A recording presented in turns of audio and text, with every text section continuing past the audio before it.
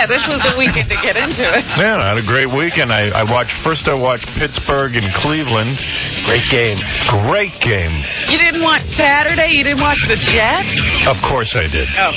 Of course I did. That's true. I shouldn't forget that huge win of the Jets, and I loved that. That was fun to watch, just to see them romp. But your buddies on Pittsburgh? Yeah. Did he play? You know, I don't know. I didn't see him in the game. I didn't hear his name either. No, Marco. But I think that what it is he just got on the team like 2 weeks ago, and they're not going to, I don't know. I don't know that he doesn't know the system, and they're not going to play him that much? I don't know. I don't know what goes on with that.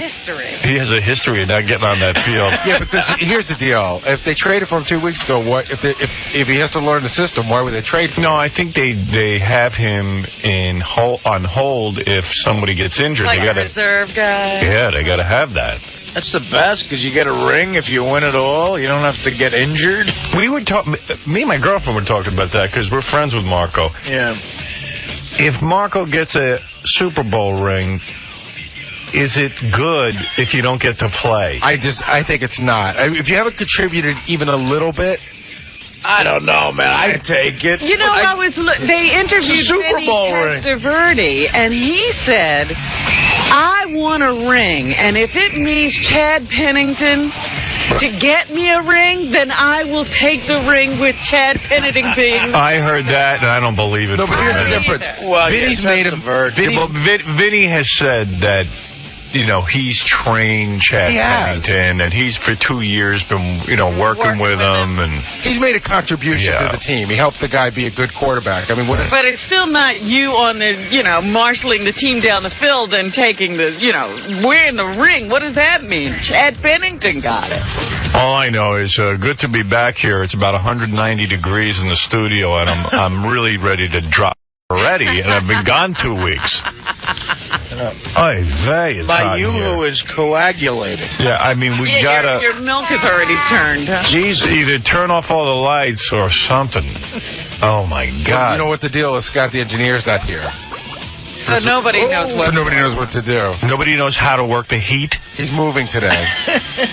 Oh, can somebody figure out how to work the heat? It can't be that complicated. No one learned our system. Speaking of football, can I talk to you about our contest? What went on with our contest? I was wondering about that yesterday. Why don't I set the agenda? Okay. We've got time on that. We've got time. Baba Booey setting the agenda. Well, because sometimes you want me to remind you stuff. I know. Not today. Not right now. Today I don't need you to remind me of anything. Don't remind him now. That was yesterday. Baba Booey.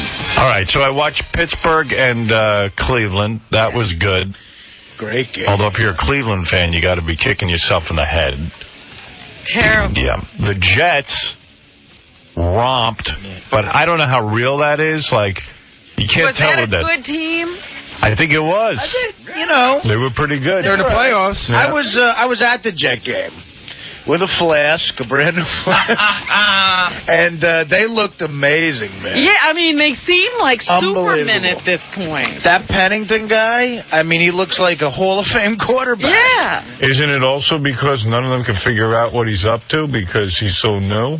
I just think he's really a solid. Sharp, yeah. He keeps his head cool under pressure, and he rolls out and hits these touchdown passes. And I mean, the Colts aren't a great team, but the Jets looked unbelievable. Sounds like you're in love. Yeah, everybody's. I love that Chad Penn. Talk to me about what's in the flask. What'd you have? I had a little Johnny Black. Now, how big is the flask? Because, you're a degenerate, so I like to find out. I was at a Jet game, No, you needed it. It was cold. Yeah, it was freezing. Yeah. But how big is the flask? I mean, is it like a pint or... No, it's little thing. You've seen flasks. And what's the move? Do you keep it in your pocket and it's funny. That's the kind of thing you don't want people... I notice guys with flasks, they don't want people to see them sipping. So it's funny? There's a huge line to get in the Jet game, right? It's not for people taking tickets. Since 9/11, of course, every single person has to get frisked. You got to get there early. Everybody. Yeah. And I guess you're not allowed to take a flask in the game, but these guys frisking you, they're just looking for... Right. The guy felt my flask, and he feels it, and he goes, yeah, you got a peacoat on. That's warm, isn't it? You got a what? He goes, I had a peacoat on. He goes, that warm. It's warm, isn't it? And he slapped my flask. He goes, get in there, have a good time. Your new best friend. Everyone had a flask. He would have been able to do it. So Let me ask you about the flask. Yeah. Where do you get this flask? Like, do you own one? I own a flask. Yeah. And how big is the flask? Like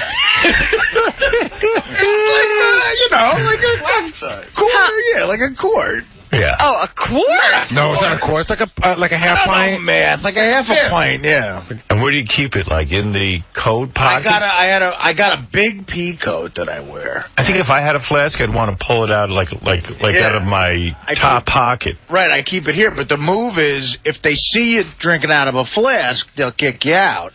So they sell them. The big Coors Light beers are plastic. Mm-hmm. You finish a beer real quick, and then in the bathroom you pour all the Johnny Black into the Coors Light. Right. So you drink. It looks like you're drinking a beer, but you're getting over on them because you're drinking Johnny Black. Nice move. Way to go, brother. And then you just drink the same beer for 4 quarters. Don't you, when you go to a game, you just get up and go? You don't think about, putting liquid in your coat? Well, if you got a problem, you do. Now, Artie, are you one of those... I'm just saying, normal people just get up and go somewhere. Yeah. Artie has to do all this planning. Hey, he prepares. You gotta... I don't know. A jet game is a lot of fun. Agenda he's got to Artie, get through. are you one of those guys who knows exactly when they stop selling beer, so you go and get the 4 at a time? Yeah, the baseball game, it's the 6th inning now. Yeah. What's up? Usually those guys who check you are such pricks. I mean, like one time, it's hard to sneak beers into Jet Stadium. I mean, my friend dressed as Santa Claus one time. They had 18 beers. We dumped a case.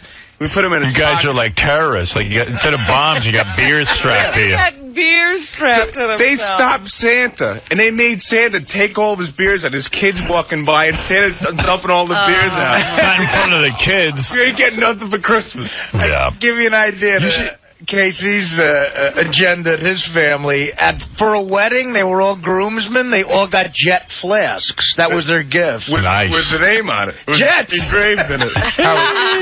You should see the meeting in the parking lot when you're going into the Jet game, and you have to break up the beers. There's there's a case of beer in the back of the car. Right. So, my buddy Frank, he's a construction worker. He's got one of those overall jumpsuits that you wear when it's cold, and his pockets everywhere. He goes, all right, I'm putting one on the leg. I got one here, one here. Then he comes up to, he goes up to everybody and he takes you your left side jacket, your right side jacket. You take one here, you take one here. Right. Anybody got any open pockets? And you try to get everybody, set up so you can bring the whole case in. Because you don't want to buy beer there. They charge too much money. $8, $9 a beer. But they don't search you for beer? They don't feel the beers? You know what? Depends on the dude. If you go in with, if you put 30 beers in on everybody and they take 10 away, you still got 20. Right. And figure it out. If it's $9 a beer, you're still ahead of the game. We paid a case of Coors Light. We paid, I don't know, $18 for it. Yeah. It should be like those strip clubs where the girls get all naked. You should be allowed to bring your own beer to a game. Bring your own alcohol in coolers. Howard, the biggest degenerates ever go to these games. I mean, I remember one time during halftime, there was one of those pass, punt, and kick things for the kids. Right. There was 10 or 12-year-olds out there passing and throwing, see how far they can do it. A kid didn't throw the ball, he didn't throw it very far. The people booed him. 10-year-old. Well, they're drunk. Grow up, kid. Yeah, You know what? Before the games, they started showing those tailgate parties in the parking lot. Right. Yeah. It is so frightening. And I think they should just round all those people up. They don't even have tickets. Right. And it's freezing cold. It's just the hanging. Yeah. Hey, can I just tell you one embarrassing story? I almost, I could have sat on the Colts side. I said, there's no way I'm going to a Jets game. And sit on the cold How would you sit on the cold side? Well, Beth's 2 brothers are friends with 𝗦𝗵cie𝗄𝗿𝗍, the guy on the Colts. He's a linesman. And he had tickets, and I had brought him to the Stones concert, so he said, hey, tell Howard he's got a ticket if he wants to come, so I was going to go with them. And then I just said, you know what, man, I'd rather get there with my big screen TV. It's cold. Just chill out in front of the TV set and watch it. And I got news for you. I had gone, I would have left at halftime anyway because the Jets were going to kick ass. Yeah. Hey, can I just tell you one drinking story that was really embarrassing? My dad and I went to a game. I can't remember, in like 85, and I can't remember whether it was the playoffs or not, but it was an important game. It was either the last game of the season. So my dad and I brought a flask, that we shared. Nice. Oh, dear. So nice. Father's flask. This is great. Isn't that nice? 2 straws. So my dad and I had taken hits out of the flask, and my dad, he got a little, Wasted. He got a little wasted, which was funny to see. So there was this couple sitting behind us. They must be like 100-year-old season ticket holders, as a couple, and they're really old. And when there's a big play, you stand up to see what happened. Every time we stood up, they yelled at us, "Sit down, sit down." So my father kept going, be quiet, be quiet. My father kept hitting the flask. Right. Around the fourth quarter, this guy behind us had to be 80 years old. Around the fourth quarter, the guy called my father like an idiot or something like that. My old man turns around and picks him up by both collars, right out of the chair, and shake him. And I'm like, Dad, chill out. He was going to beat the crap out of the old man. Well, yeah, rightly so. Oh, dear. Your dad's the annoying guy who stands up every minute and doesn't care about anybody else. You don't know what it's like to go to a game. Everybody stands up. No, but everybody stands up every minute. Except that old couple. Yeah. Howard, it's safe to say if you have a flask, you have a drinking problem, right? Right. I think so. No, not on a Jet game. Take a flask to the opera. I mean, Take a flask to work with you. You're not going to the opera because you can't take a flask. Well, Matt, yes, so. Matt, you're on the air. Hey, Howard. Hey, Robin. How you doing? First of all, the flask is necessary for anything you do. It is. Going to a sporting event. Weddings. I have one. Believe me, dude. I like everywhere I go. I think I drank every night of vacation, and I'm almost up to the flask. Well, you know what? That's why I said, now I know what to get you. I'm going to get you a flask. It's gonna be a nice flask. By the way, Not only saving money. Robin, your gift to me, which was a big bottle of champagne. One of your gifts. That went the first night. That was the you got home, popped that up. That was gone. That is the best champagne. She got me a bottle of Cristal. No, it wasn't Cristal. Yes, it is. What was it? Krug. Oh, that's what it's called, Krug. Yeah, it was really good, and that was gone. How big was the bottle? It was like a regular champagne bottle. It was regular, for people size, not Artie size. Right. But the flask thing is, there's one problem when you do the flask thing, because I've done it a bunch of times. I did it at the Met game in the World Series. It was like 30 degrees. Yeah. You drink out of the flask, and everything seems like it's fine. Then you walk into warm weather, and you don't know how drunk you are until you get it to a warm place.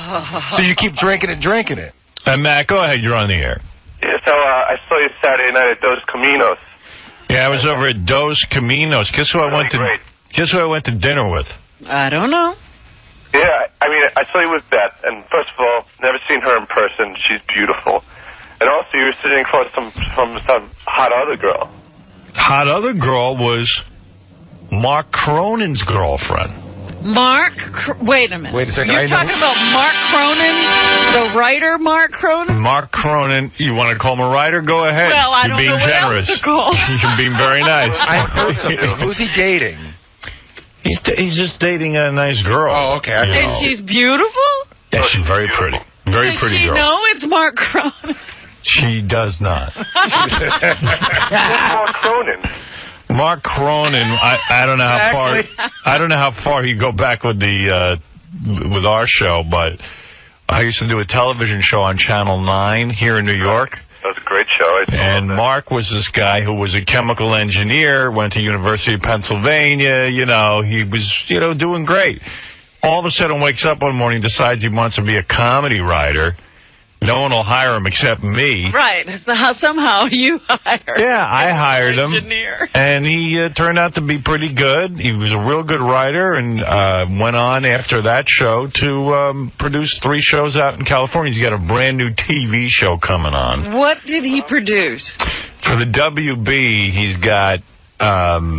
he filled up a house with, has-been celebrities. Oh. And now they're going to all... live together. And I go, what do they win money? He goes, no, that's just the point. They don't do anything except live together, and we just keep throwing crap at them to do, and he's going to come in and explain it. But okay, he's got like MC Hammer, Emmanuel Lewis, Vince Neil from Motley Crue. Is that the one that what's his name? Who always sings those songs? Corey Feldman's in that. And this one. Yeah, one of those Playboy chicks. He got a hot Playboy chick. Brandy Roderick. Oh God. And he goes, it's I don't know. So anyway, Cronin's pretty, that girl. What? The girl is really pretty. Yeah, very pretty girl. Now, let me ask you a question about Mark. You know, before Mark had any success with you or anybody else, he was married to somebody pretty hot, right? Yeah. So and rich, I think. I mean, is he a good-looking guy? No, he's a geek. I'm just checking. No, he really looks like a chemical engineer. Yeah. And then I was with Beth's two brothers too. Nice guys. Dos Caminos. Yeah, that's good stuff there, huh? The best guacamole in the city, I think, so far. Yeah, very good. And so, who picked up the tab? Did Mark? Please. he did go for the wallet, though. He did. He made the move. Yeah, he made the move. Good for you, Mark. Yeah, he did. He made the move, and I just said, no. But here's the deal. I think about this all the time. If I was going out to dinner with you and I was going to pay. Go ahead. I know exactly what you do. Here's what you do, because I've done this a million times. I went out with there's a couple that will never let us pay. I get up to go to the bathroom and have dessert. I find my waitress. I go, here's my credit card. They should never see the bill. Right. That's what you do. But Cronin, of course, didn't do it. He just made the move. Yeah. Stuttering John makes the move. It's like, please. Well, how come when he goes to make the move, you don't let him finish the move? Because they know he can't do it. You should let him. Oh, you can't let Stuttering John do it. Oh, come on. You know what? He's got more money than me. You guys all feel sorry for him. Somehow you always feel... Let Howard pay for me if I went out with you. Yeah, exactly. Everyone expects me to pay because they think I've got $20 gazillion. Well, Howard, I have a question. I don't make much money, so. I took, listen to this. We called you, actually, Robin, but you were unavailable. Yeah. We took, it was a bunch of us going out to dinner. I forget what night it was. Must have been Saturday, if that was, Yeah. We went down to Mercer Kitchen. Me, Artie, Stuttering John and his wife, Ralph. Oh, I know what it was. Ralph says to me, hey, I want to get a bunch of people together for dinner. Oh, this was early in the vacation. Yeah. I want to get a bunch of people together for dinner. I go, great, count me in. I'd love to get together with everyone. He goes, all right, I'm in charge. So he doesn't make a reservation anywhere forever. Oh, no. Then at the last minute, he calls me up, do you know where we should go? And he called me at the last minute to go. He goes, I know this is last minute, but we're going out tonight. Yeah. So he goes, do you know anywhere we should go? So I said, dude, I thought you were taking care of this. I said, well, it's a real nice place, Mercer Kitchen. Oh, really? Okay, can I drop your name? Because we might have trouble getting a table. Yeah, at this So I said, well, go ahead. He drops my name. He gets a table. He calls me back. He goes, I don't know if we should go to Mercer Kitchen because they don't have any round tables. And I don't like sitting at a square table. So it's not Ralph. It's not. Over. He's like a girl. He goes, it's not good for conversation. I said, well, you know what? You've just dropped my name.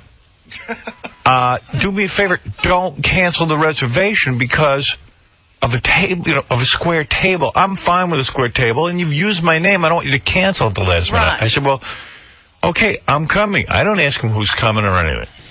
Well, who do you think should be there? I thought he was planning this. That's what I thought, too. So I go, well, what about Ross? Maybe give Robin a call.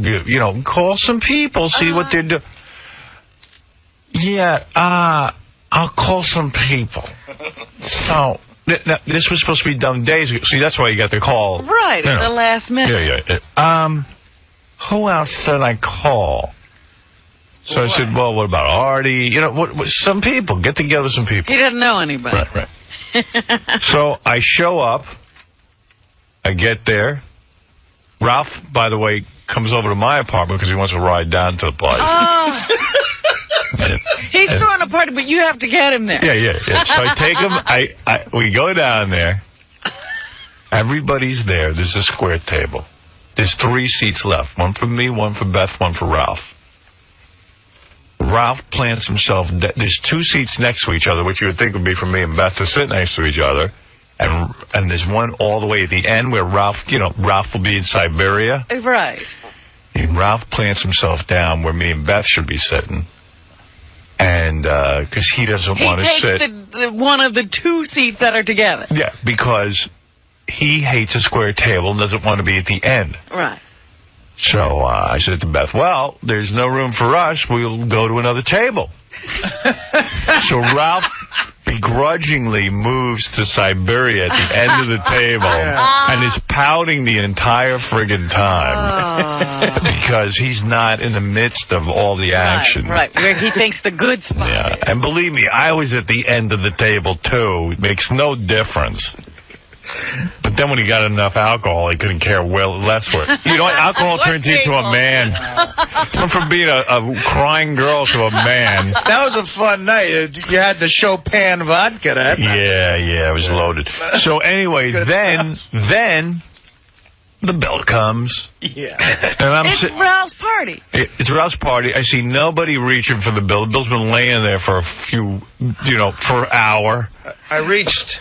Yeah, I saw you did the reach. But you couldn't reach it? Yeah, you couldn't reach it. He was very far away from it. He tried. Yeah. So I just said, you know what? I'll pay for the whole thing. Boom. Very nice. Thank you. Yeah. He thanks you belatedly. Yeah. Very nice. So I paid for the thing. I love all these people who are so willing to accept invitations and never pay. I was a guest. And all I know is invited you. I paid for the whole thing. And to me, if someone really wants to pay, they go up to the waiter, as Gary was saying. Right. You go up and you talk to the person during it. Especially if you've arranged a party. Right. You go in and you say, make sure I get the bill. Yeah. Well, yeah, he should. Well, I mean, I couldn't pay for the whole 12 people, though. Yeah, you want to be sitting there splitting everything I would have paid for me and he would have been like, I had the lobster salad. Right. Oh, I hate that. And then I have horrible fits that they've made the reservation in my name, and then no one will leave a good tip if we all split it up. Right, because then there's cheaping out on the tip, too. And they don't include the tax when they're splitting things up. They do a horrible thing. Yeah. Ralph billed it to me as him and Booker were having a Christmas party. Yeah, well, that Howard will pay for. Yeah. I said, all right, where is it? Great. Him and Booker were having a Christmas party. That's what he said. Boy, I didn't even see Booker make the move for the credit card. Well, yeah, when Ralph left a message on my machine, he said, I'm thinking of getting people together. Well, he gets them together and I pay. I love that. And he's the hero. Oh, boy. He's invited you. It's Ralph. I'm trying to figure out a place where Howard could buy us dinner. Do you have? Howard, where do you want to buy dinner? Howard's buying dinner tonight. Who wants to go? Do you have any suggestions? Since Howard's paying, he should pick the restaurant. That's why I called. Has he ever paid at any of the times you ever? One time he paid and his credit card bounced. That was the best. That was the best. That was the best. I finally broke down and said, okay, I'll let him pay. Let's see what happens. They come back to the table. I'm sorry, Mr. Sorella. Your card has expired or denied or something. He goes,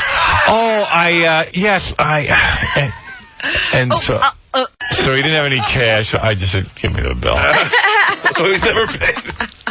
No. I think one time maybe. I don't know. He's never pulled out a credit card again since that day. Hey, wait, I know there are a ton of people on the phones, and we got tons of stuff to talk about because we haven't been with you for 2 weeks, but I got to play you something right now as we go into commercial. And this is going to get you charged up for today's show because this is something we've been waiting for a long time. Here you go. Just listen to this. today on a very special Howard Stern show. A mother and son reunite after more than 30 years. Dude, my life has never gone this well. I'm in love. I'm going to actually have probably the best Christmas I ever had. You guys have given me the coolest Christmas present I've ever got. That's today on a very special Howard Stern show. Big reunion show. We wanted to do a reunion show ever since Oprah first came on the air. Right. We never managed to do it, but today. Found 𝗫𝗄𝗿's mom. Took me 3 friggin' years to locate her. She's here. She's in the building, and 𝗫𝗄𝗿's in the building right now. And they're not in the same room. They're not in the same room. They're going to be meeting here later in the program. Wow. And a very special. They're both already here. They're both here. Very special Howard Stern show. Oh, how are we going to do this? Yeah. And on tomorrow's show, 𝗫𝗄𝗿's mom will box Stuttering John's mom. No, what are we doing? Are we meeting 𝗫𝗄𝗿 first? Or? I thought it through for the entire vacation. We're going to meet 𝗫𝗄𝗿 first. Oh, God. Because really, we should leave the surprise. It's 𝗫𝗄𝗿's moment. Right. And then his mother will walk in. And after all these years of searching, 𝗫𝗄𝗿. She wasn't looking for him, though. No. Not till we found her. No. She was fine. She was fine. She was doing great. But no, she'd always been curious about, and I talked to 𝗫𝗄𝗿 over vacation, and I said, there's nothing up my sleeve. All I want to do is do a reunion show. Serious reunion show. Yes. And he was willing to wait because this has been a long time for him. Yeah, he's nervous as hell. I mean, you can imagine. Really? Yeah. Well, I would be too. Look at what he's done to himself. No, he really is. I mean, this is like the biggest moment in his life. He's like, oh my God, this is like earth-shattering. Hey, Howard. We're having somebody here to assist him. No, 𝗫𝗄𝗿 doesn't want any assistance. He's going to have I think his girlfriend's going to be here. Yes, okay. Somebody. Yeah, someone will be here to carry him out. Yeah. Can we talk about how 𝗫𝗄𝗿 called us over the vacation and Yeah, let's do that when we get back. All right. Because I really do want to. We have been I rambling. just want to thank you, Howard. A few months ago, I won a big screen TV from the show, and it's awesome. Oh, good. Thank you for You mean you actually got it? Yeah, Tom DiGiamondo. I worked with him. I worked with Tom DiGiamondo. He really hooked me up really nice. You didn't have to call 7 on your side? It's funny because I won it in end of August, September, and I probably didn't get it until about a month ago. So. Wow. Wow, it's great. On this station, a lot of times our listeners have to almost sue the radio station to get their prizes. Well, look at how long I had to call every week. I'm like, what's going on?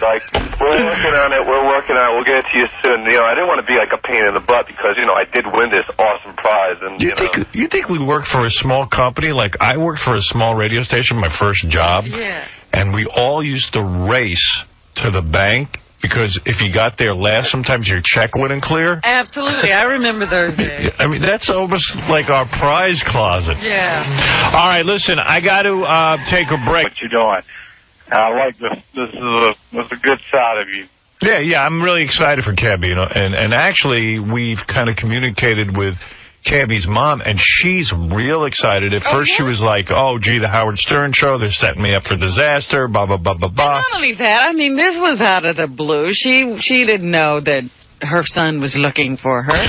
No, she didn't. And so then, she was thinking about it, and then she decided to do it, and then she did some research of her own, and she's aware of who her son is. She researched him. Yeah, a little bit. And, she's like, oh, he's cute.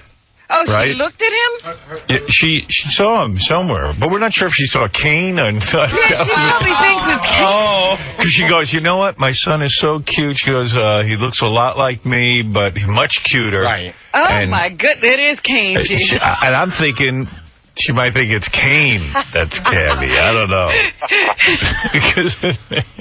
But anyway, it's going to be a great show, and If he looks like her, I hope for her case in this game. But anyway, oh my goodness. Well, it's great, man. I think you do a great job. it is great, and and she's excited, and he's excited, and it's going to be a great moment on the show, and that's going to be happening in the next hour, okay? Yeah, the softer side of Howard. I like it. There you go, brother. The new Howard. The new Howard, if you will. New Howard. The 2003. The new Howard. I'll tell you about my vacation. I want to. We were in here having the funniest discussion about New Year's Eve and vacation. Because I said to Artie, "What'd you do New Year's?" And he goes, "Oh, I took Dana up to Vermont for a little, Vermont New Year's Eve." Yeah. He goes, "And that's what were you doing? Snowboarding?" I went snowmobiling. He went snowmobiling, and he goes, "And that's another flask activity." Everything with the flask. I tell you, it makes everything a little more interesting. It's the adult baby bottle. Yeah. You got your bottle with you? Sure. Did you pack your nappies in your bottle? Yeah, little Johnny Black. I like that you didn't do anything physical. You were on a machine. No, I don't ski. I skied once in my life, and it went horribly bad. I'll never ski. It's really dangerous if you don't. It looks like fun if you know what you're doing. It's fun. Yeah, you know what you're doing. I have such a phobia about it because when I was 13, well, actually when my cousin Paul was 13, so I was about 11, he went on a ski trip and he came back. They had to remove all the cartilage in his knee, and his knee was never the same, and I just was like, you know what?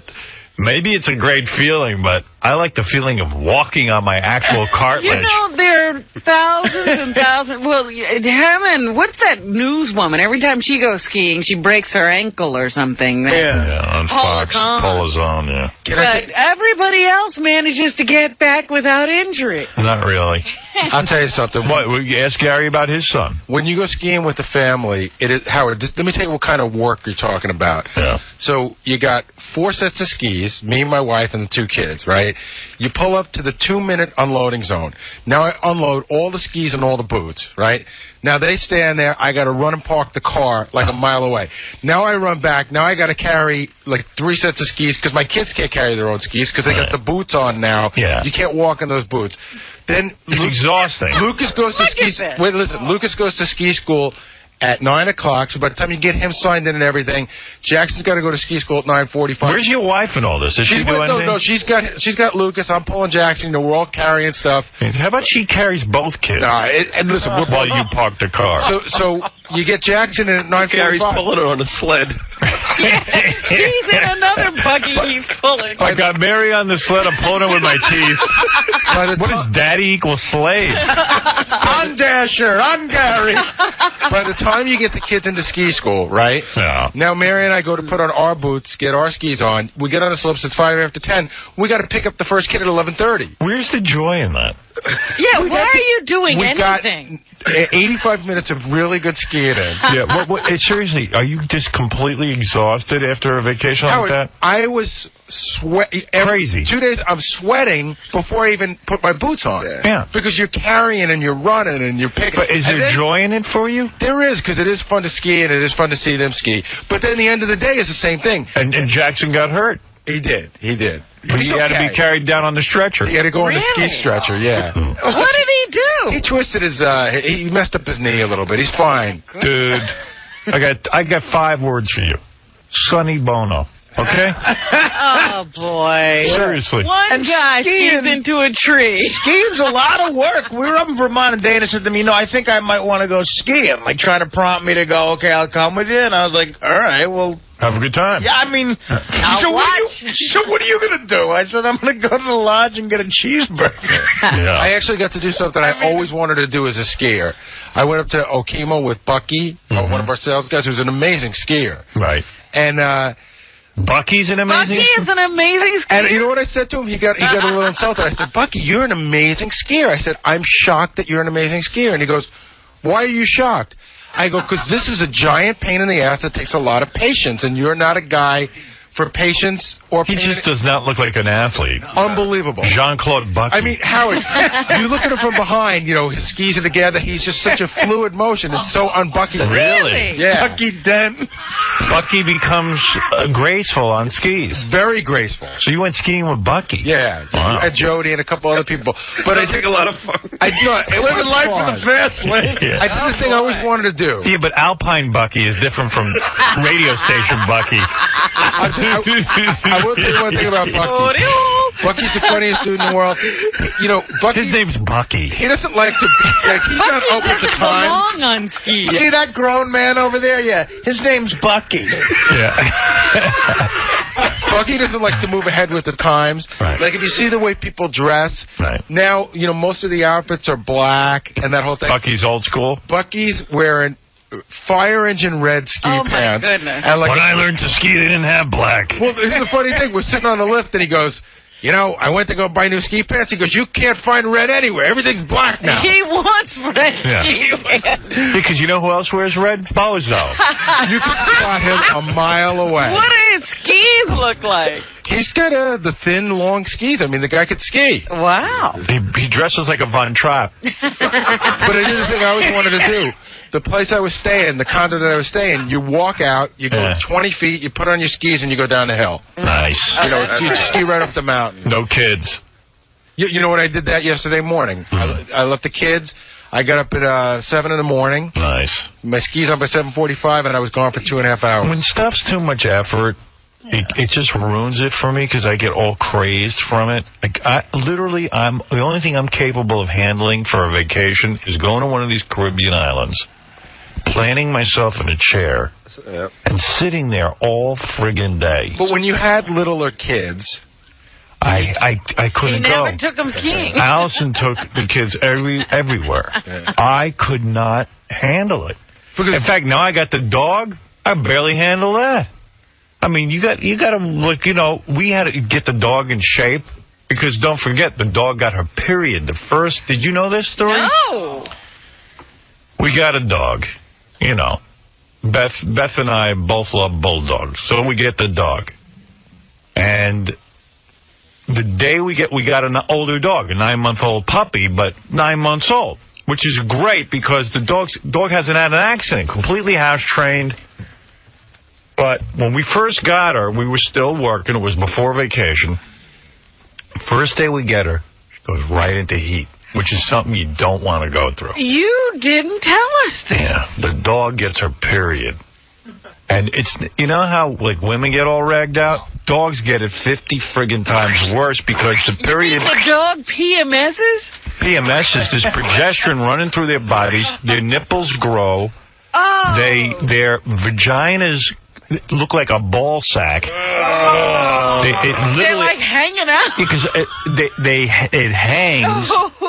The dog, the breeder told us, you see a couple of drops of blood. Couple of drops of blood. But we had to put the dog there was a trail in sanitary belt and panties. Panties. My dog's in panties. Did you take pictures that much? Yeah, I'm bringing them in for you tomorrow. You're gonna die. The funniest thing. Panties hot. She hated the panties. No G-string, big. It's G-string. It's G-string. Oh. And the dog is running around, and I'm changing maxi pads. Oh. I'm like, doggy pads are they human? Oh, human. Human, but they look like what a broad wears. Oh, stop it. And you wouldn't do that for a girl. No, but I love the dog, and I get emotional with the dog, but, I got to tell you. The dog got the period. She must have stressed out. Must have stressed out from moving the home. She got weepy? Itchy on her face, and it started to rub her eye. She broke out. From her period. Somebody was telling you in here that you needed to clean between those folds really good. Yeah, well, believe me, I have a saga you wouldn't believe, but we cleaned the folds good and everything. So, and then the dog started to get itchy butt and this and that. So we had to take on one problem at another. Itchy butt? Yeah. What's that from? We didn't know. So we have the vacation to straighten the whole dog out. So I stayed home. I was supposed to go to Caribbean. I know. You said you canceled your whole vacation. Canceled the whole thing. I laughed because I said, yeah, he's got this dog now. He can't even go. Wait, now I can't even go anywhere. You canceled your vacation to the Caribbean, and skiing's a pain in the ass. No, we wanted to get to know the dog. But you we were really into the project of the dog. So, you know, I got a dog with panties. I'm changing the panties. And you're walking her with the panties? And you got to explain to people why there are panties on. The panties. I actually took her out to the Hamptons to get through the worst of her period. Oh. Because that way she could not wear her panties when she was outside, you know, and it was very good. What other dog gets to go to the Hamptons and get through a trauma? Yeah, nobody takes me anywhere. Right. You have your period, you're right here. So, and also no photographers, you know, with the panties. You know, you don't want that. So anyway, I just was going through that. Uh-huh. Then the dog had to go on antibiotics for her eye that she scratched. Then the itchy butt, I brought the dog to Dr. 𝗛cie𝗄𝗿𝗱 out on Staten Island, which was a 2-hour trip because there was so much traffic. And Dr. 𝗛cie𝗄𝗿𝗱 is like the bulldog expert. Oh, really? He's Mr. Bulldog. He's like the guy. Dr. Bulldog. If you go to him, he'll solve anything. He takes, look, there's nothing wrong with this dog. He goes, they hardly have a tail. He cleans under the tail. Boom, no more itchy butt. You gotta clean its tail? Gotta clean its tail. With like a wipe? Little wipe, yeah. To wipe the butt of the dog. You got like a handy wipe for the Just dog. the tail, not the butt. You don't touch the butt. Good. So, yeah. Dog. So Dominic went to Puerto Rico. He calls every day. He goes, oh, it's so warm. I'm in the water right now. Make sure you pick up the dog duty. And you know what was funny the first 2 times? But every day he's like, make sure the Why dog... don't you enjoy your vacation, Dominic? He goes, with the cold... You know, that's what Beth said to me. He's so miserable on his vacation that he's calling me every minute. Would you really be thinking of razzing somebody if you're having a good time? And I would get so pissed. I said to Beth, I'm never having dinner with this guy again. And I said, and secondly, I am having a good time. We're having a fine time. You're not thinking of calling him. No, I don't want to call Dominic. I can't stand him. All you have to do is think of him in his bathing suit. The joke's on him. I was going to mail him the duty. Every movement. I'll go, here it is. I picked it up for you. Box it up. Give him the sanitary pads, too. I'm not all that bummed out about picking up the duty, oddly enough. I don't think it's a big deal. Well, you love the dog. I do. You wouldn't want to pick up someone else's dog. No. But the dog's a good dog, and the dog hasn't had any accident. She hangs out, and she's very mellow. How long does the period last? Yeah. It was 3 weeks. What? 3 weeks. Now, when does it come back again? You have 6 months, I think. So then you're going to get her fixed. Oh, yeah. February. Oh, you got to do that. You got to wait a whole month. In addition, because the progesterone streams through their body, female hormone. Right. You know, it's like a whole deal. So I was busy with that. You're learning way too much. I know so much about bulldogs. I'm walking the dog. The guy goes, hey, Howard, how you doing? He goes, I got a bulldog, too. He says, I was wondering. He goes, but my dog has a slight limp. I said, what food do you have her on? He goes, blah, blah, blah. I go, no, that's puppy food. And your dog's a puppy, but it's growing too fast. I've read about all this. And I could tell you what's wrong with the dog. So you're now like that doctor. I'm like Dr. 𝗛cie𝗄𝗿𝗱. You're the guru of the Obi-Wan Bulldog. I'm Obi-Wan Bulldog, dude. But, man, I was like, this is a lot of work. There was a couple of times I was ready to bring the dog back, but Beth's like, no. She was handling. She loves the dog.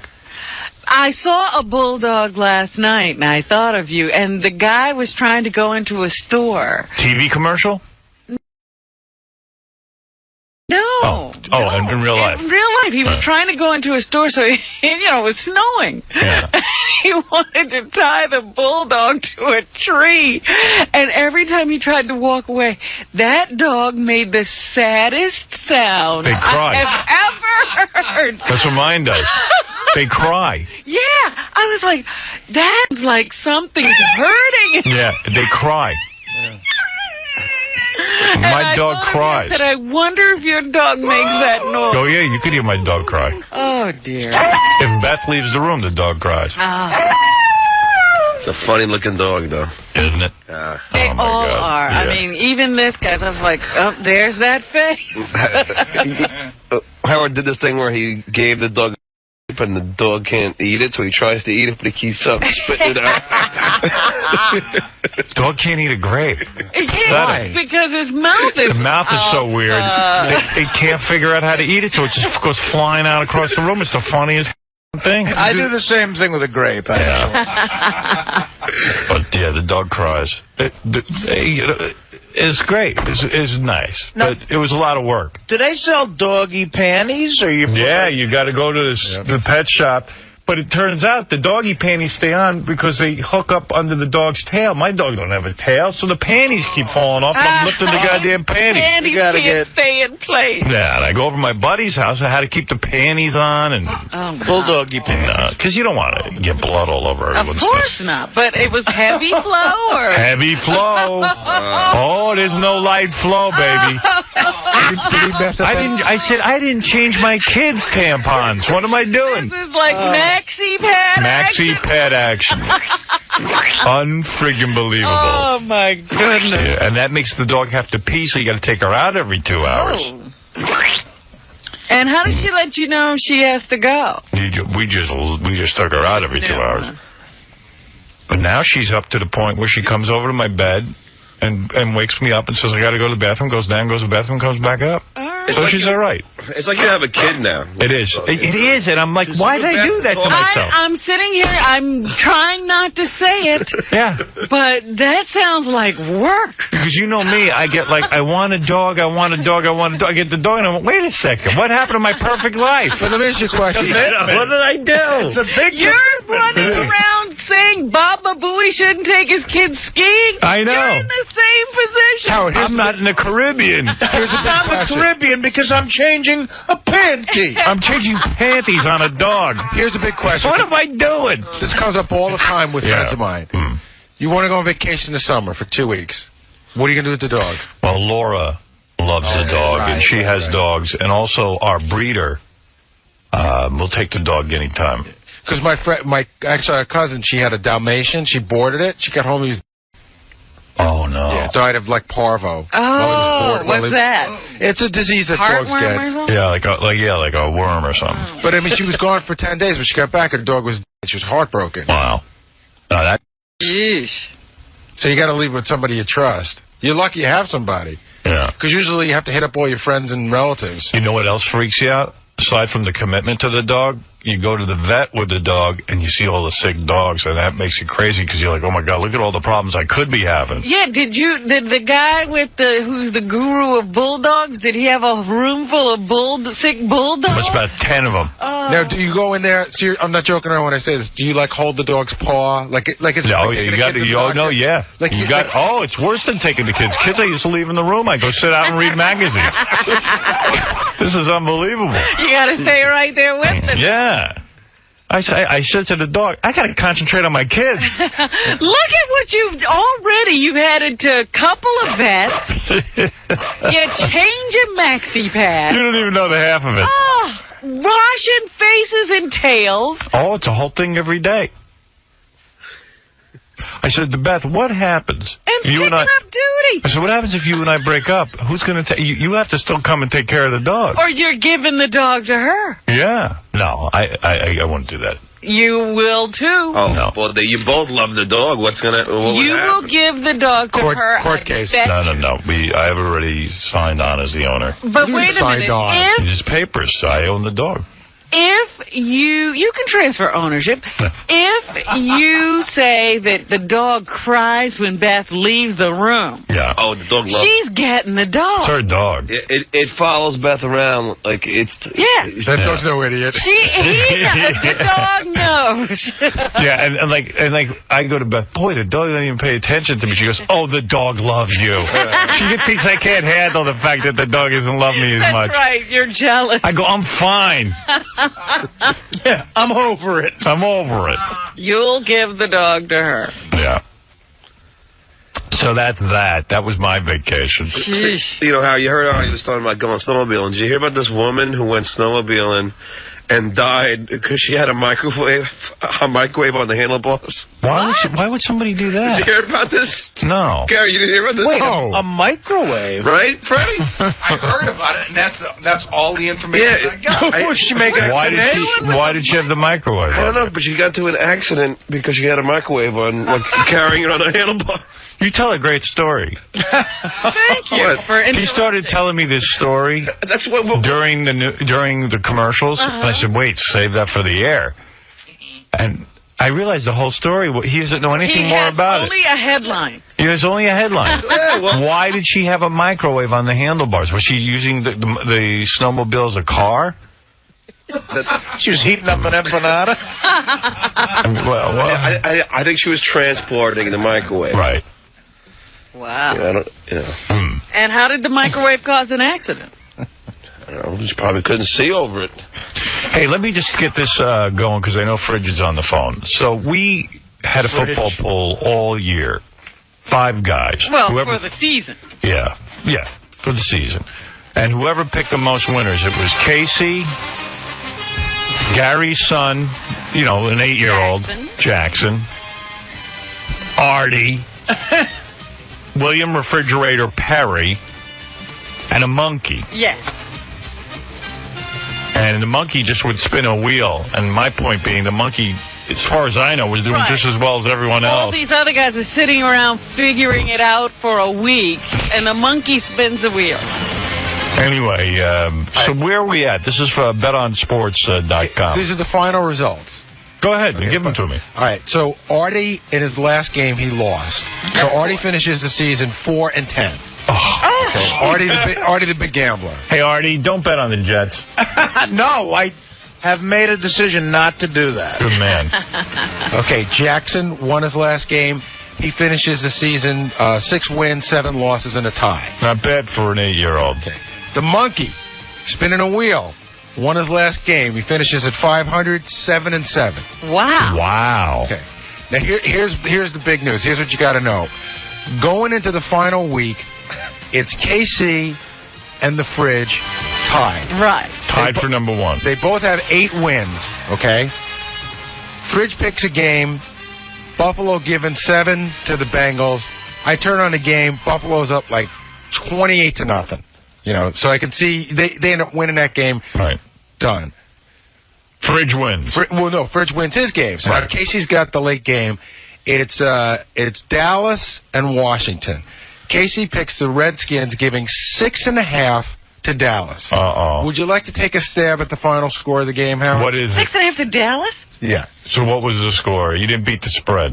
20-14. By 1/2 point, Casey lost the money. Wow. In the last $25,000 you blew. in the last 2 minutes, the whole game, Washington was Dallas, right? They held them to probably under 150 yards total offense the whole game. You must be kicking yourself. It was like somebody just kicked me in the stomach. How much could you use $25,000? Oh my God! That would have changed his life. No, let me tell you this. Let me tell you what happened. Yeah. So the last play of the game, right? All Washington has to do is just hold on and just don't let them score. The quarterback for the Cowboys gets back, throws up a Hail Mary pass in the end zone. The guy catches it. I'm down. I need him just to stay there. They score a touchdown. I lose. Oh my God! 2 minutes. Oh my God! Half a point. How did the monkey end up doing this? Did he tie you? 7-7. He's 7-7, and you're what? You were Casey had 8 and 8 and 6. So Casey's 1 win better than the monkey. Wow. And I'm 3 losses. Hey, let me congratulate the Fridge. Fridge. Hey, Fridge. You there, bro? Yeah, I'm here. Oh, okay. We're kind of being low key. Hey, how's it going? Fridge, congratulations, 25,000. Oh, thank you. I appreciate it. By the way, the Fridge.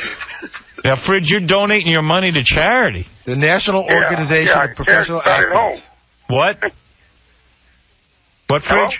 I'm sorry, I couldn't hear you. Yeah, I said charity start at home. Yes, charity does start at home. Actually, in your case, it's not going to your home. It's going to... Where is it going again? The National Organization of Professional Athletes. I'm not sure what they do. Yeah, what do they do? Huh? What does the National Organization of Professional Athletes do? Oh, that's my agent. That's your agent? Yeah.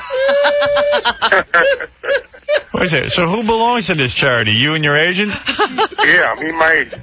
He does charity begins. Oh. It's a charity that installs jacuzzis in my house.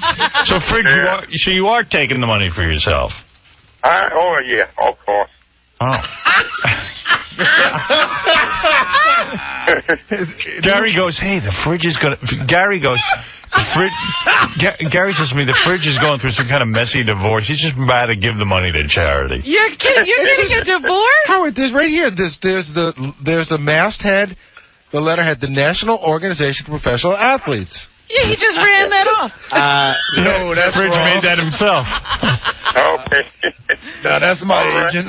Fridge, I don't understand. So, I like this. Understand. I want to set up a charity like this. Well, look here. Hey, that's what we all do, don't we? Yeah. Gary goes, man, the fridge is giving the 25 G's to charity. Now, that would have been funny because I'm sitting there, poor KC is a charity case. Yeah, and I said to myself, you know, the fridge got that fridge.com. He's selling actual refrigerators and, you know, signing stuff. And he'll even, if you buy $100 worth of refrigerator stuff, he'll visit your house. And I'm like, why does he keep the 25 grand for himself? Meanwhile, he is. I didn't know that.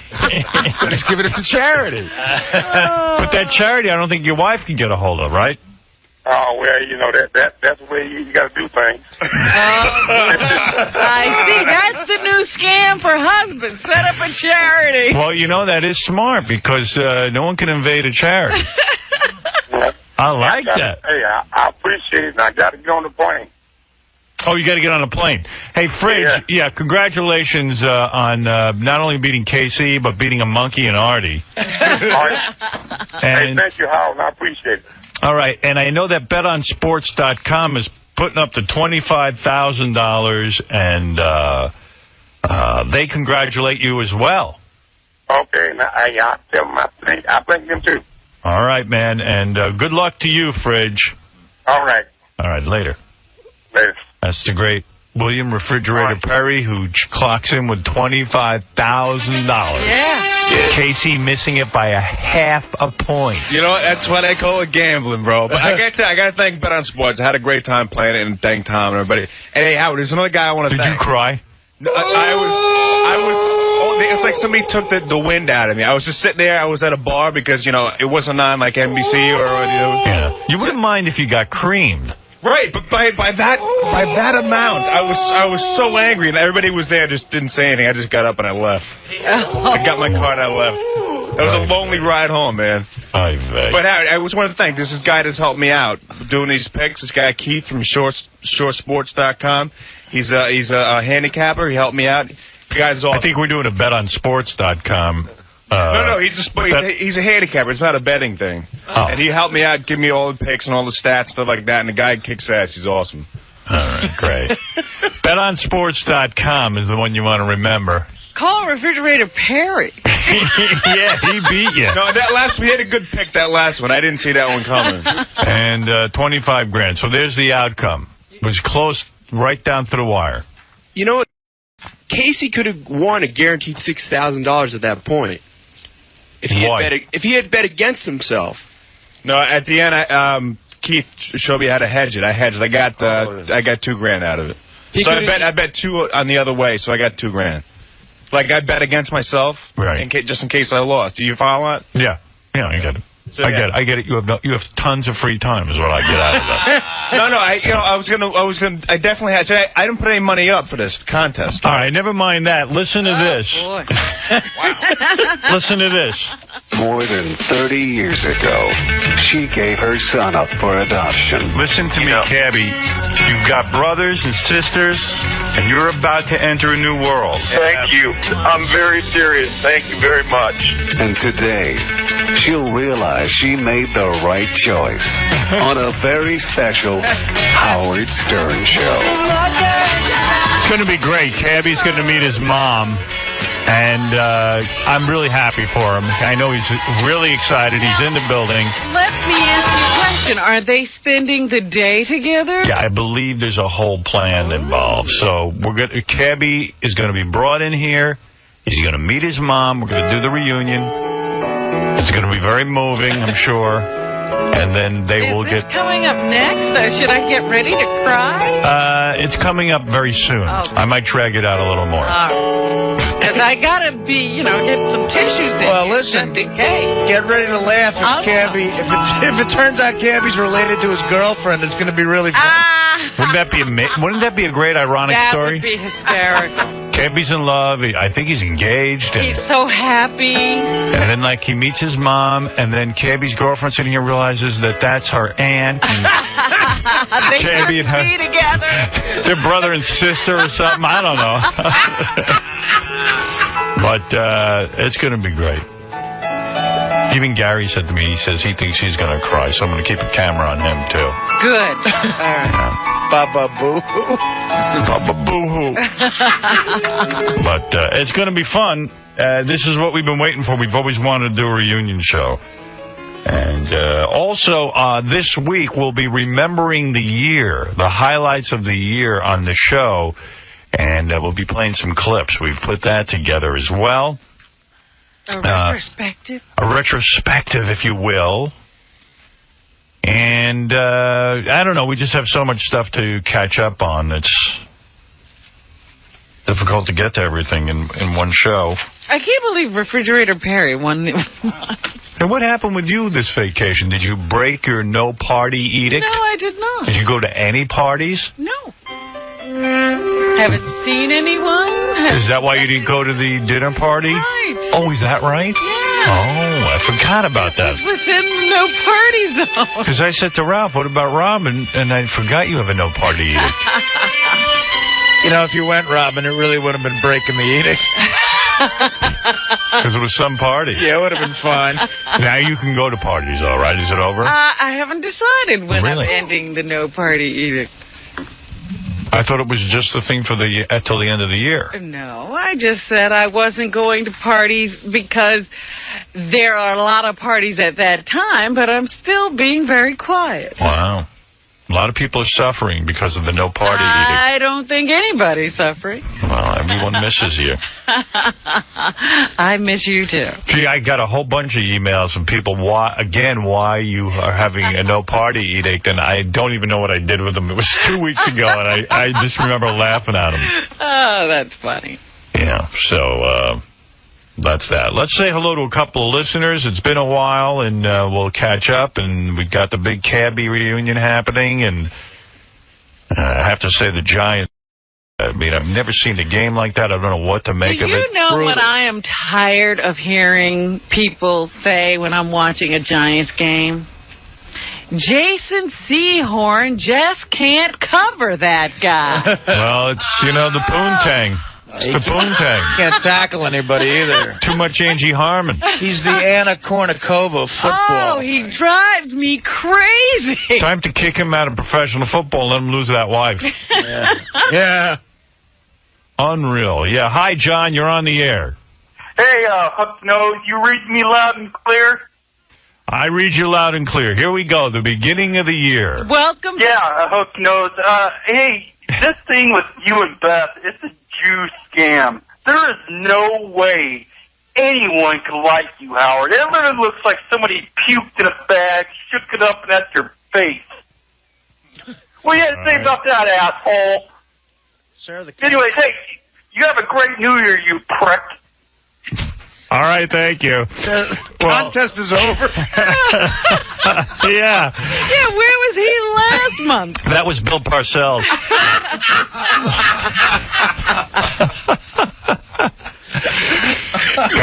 Angry with me. I was sitting What is up with him? That roast contest is out of... I was sitting at the Jet game with my flask. Yeah. 10 guys behind me started singing, Artie's fat. Fat again. Nice. Throughout the game, guess who's fat? Guess who's fat? And I'm trying to eat a hot dog. Artie's figured out the entire winter schedule, how to carry a flask. Yeah. He's into every flask sport.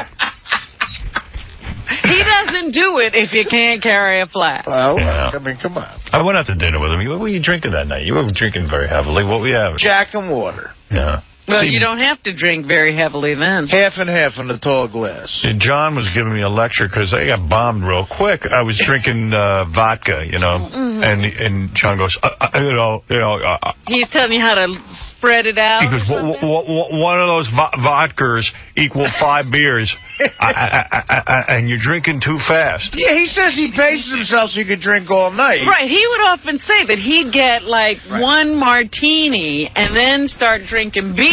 Because Howard doesn't Howard will get one drink of vodka, and then he'll just that's like 6 shots in the glass. So No, it's not. It's like 4 or 5, right, Artie? No, it's like a shot. 2 shots. Like maybe a shot and a half, 2 shots. No, he's getting a big glass. He got a tumbler. He got a rock glass. Yeah, how many shot glasses do you think you fit? 1. I'd say there's 2 shots of vodka in a glass like that with the ice. And everything. Well, then you get drunk easy then. Yeah, I'm not an alcoholic like you. 2 shots of vodka is, that's not. Because he drinks like 2 glasses and he's bombed. Bomb. It's 4 shots. You're saying bomb. Enough. I mean, Am I bombed or am I just a little sloppy? Well, you always say that you're so drunk. I don't know. That's what you're telling me. No. Because there's a difference between bombed and just exactly. feeling good. Am I conversing? Having a nice time? Well, he's not inebriated, but he says I'm drunk. No, I'm buzzed. I say. I don't say I'm drunk. I'm buzzed. I'm buzzed. That's it. and it was with you guys. It's like, oh, you never admit to being high because then you're like a man. You came at my party for my party. You were bombed. Yeah, okay. Okay, you were like stumbling around. That was because I was drinking in my car. Yeah, not driving. But I don't think you realize when you drink vodka that's potent stuff. I do realize. That's why I drink it. And how many glasses of vodka did you have on the way to my party? 3. Yeah. And you were bombed. Yeah. I wasn't bombed, though. Was I walking? Yeah, but Was I conversing with everyone? Didn't you say that, didn't you like... Whoa. What? Was I conversing with everyone? Yeah. Was I sloppy? Well, there was a point where you were... didn't you stumble somewhere? Didn't fail until you stumbled somewhere? Dude, if you're going to leave your kids' toys all over your house, I think I might stumble under any circumstance. You seemed more drunk that night than I've ever seen you. Well, since I'm under a microscope, because you and Phelan and everyone else have to evaluate my every step, it tends to be a little bit stifling, but I don't believe I was sloppy drunk. Not sloppy, but you were definitely... I was buzzed. You were drunk. I saw you stumbling next to Brian Taylor. Yeah, I mean, give me a break. But then, on New Year's, you drank champagne, and you told me that you were getting... I got buzzed from it. Yeah. But it was only like... That was Robin's bottle. That was still Robin's bottle? On New Year's? Oh, no, not New Year's, no. But that was like... Every bottle now is Robin's bottle. I'm confused. That was Robin's bottle. Here's to Robin. Robin's bottle, bitch. How many glasses of champagne did you have when you got buzzed? I think about 2.5. See, that's... Champagne is kind of light. I hadn't eaten. Yeah, it's Robin. Isn't that a little... Gee, sorry, John. I'm not as much of an alcoholic as you yet. I mean, he's mad at me because I get buzzed from 2.5 glasses of champagne. I was trying to help you. Got a contact or something because that's why I drink champagne. I never I get buzzed. feel anything. But I hadn't eaten all day. Oh, maybe. I hadn't eaten since like about 11 o'clock, and it was late. And I just drank it, and I got a little buzz. I wasn't sloppy. Was I walking? Was I talking? No, I didn't say you. But you got buzzed. I get buzzed from alcohol. Yeah, well, when you say bombed, it sort of sounds like he can't hold it. No, but he says that he's drunk. But you don't realize that you say that. I'm high. Okay, but you use the word drunk, so that's what you say. You say I'm drunk. I don't say I'm drunk. All right, I'm telling you. I say I'm high, buzzed. Why does it matter? What does it matter? Why are you evaluating me? Well, that's why I was giving you advice on how to drink. I was just telling you. I'm fine. I don't need your advice. I see how you drink. You know. John, everybody talks about your drinking. What are you talking about? Talk about every 8 minutes with a beer. We go to the restaurant. They can't bring the beer fast enough. He says to the guy, please bring me 2 at a time. As soon as they deliver the beer, he orders another one. Yeah, he goes, please, 2 at a time now. I can't be without a beer. I've seen a guy like this. All right. It was fun, though. It was fun drinking with you. Yeah, we had a good time. I just didn't know how heavily I was being evaluated. No, you were, but I wasn't sure what drink goes with champagne, right? If you're going to drink champagne, I was trying to say... Well, that's a drink. You don't need another drink. Yeah. No, but he was thinking about mixing champagne with vodka. I didn't know if it was right to mix. I had a couple of glasses of champagne with your wife and with Beth, and then when I got to the restaurant, I drank some vodka. But I wasn't sure if vodka went with champagne. Sure it does. Sometimes they say you shouldn't mix any kind of drink because it might get you sick. No, I'm not sick. Fruity drinks get you sick the next morning. All that crap. Vodka's good for you. No, vodka actually is cleansing. I can't even imagine having this conversation. What are we talking about? Meanwhile, John's doing whippets. Yeah. You What know? are we talking about? John's asking guys for cans of whipped cream so he can the nitrous out Did of he it. do that while you were out? No, I said no to that. Mercy Kitchen. I'm at Mercy Kitchen. I was like, oh, yeah. He goes, I'm going to ask the guy for some whipped cream. Cans. Oh, dear. Oh, man. Hey, Bill, you're on the air. Hey, Bill. Hey, Howard. Hey. You know how you have your rapper jacket? Yeah. Put the beers in the sleeves of that and lift your arms up when you're going to the stadium and get them in every time. That's a good point. You know, I wear Fat Farm. Yeah. Right, like those big... I wear the Fat Farm coats made by the Blacks. What are they made of? They're made of, I think they're bulletproof for ghetto wear. Yeah. I'd tell you something. This coat I got by Fat Farm is like a human being. If I take it off, there's nowhere to put it. It's so huge. Uh-huh. But it keeps you friggin' warm in the winter.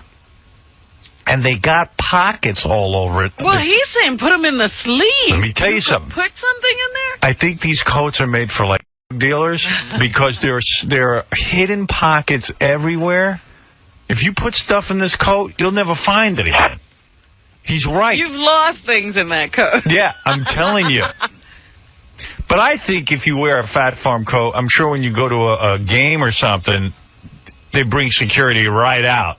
Yeah. Because the Fat Farm is like, you know, gangster sort of clothes. advertising that you're but doing something. they never check your arms. They'll never squeeze your arms, and you can always put them in there all the time. Yeah, the arms have like 50 secret compartments. Wow. Actually, I think those jackets are banned from rap concerts. I believe it. You can't wear those things. Really? Yeah. Yes.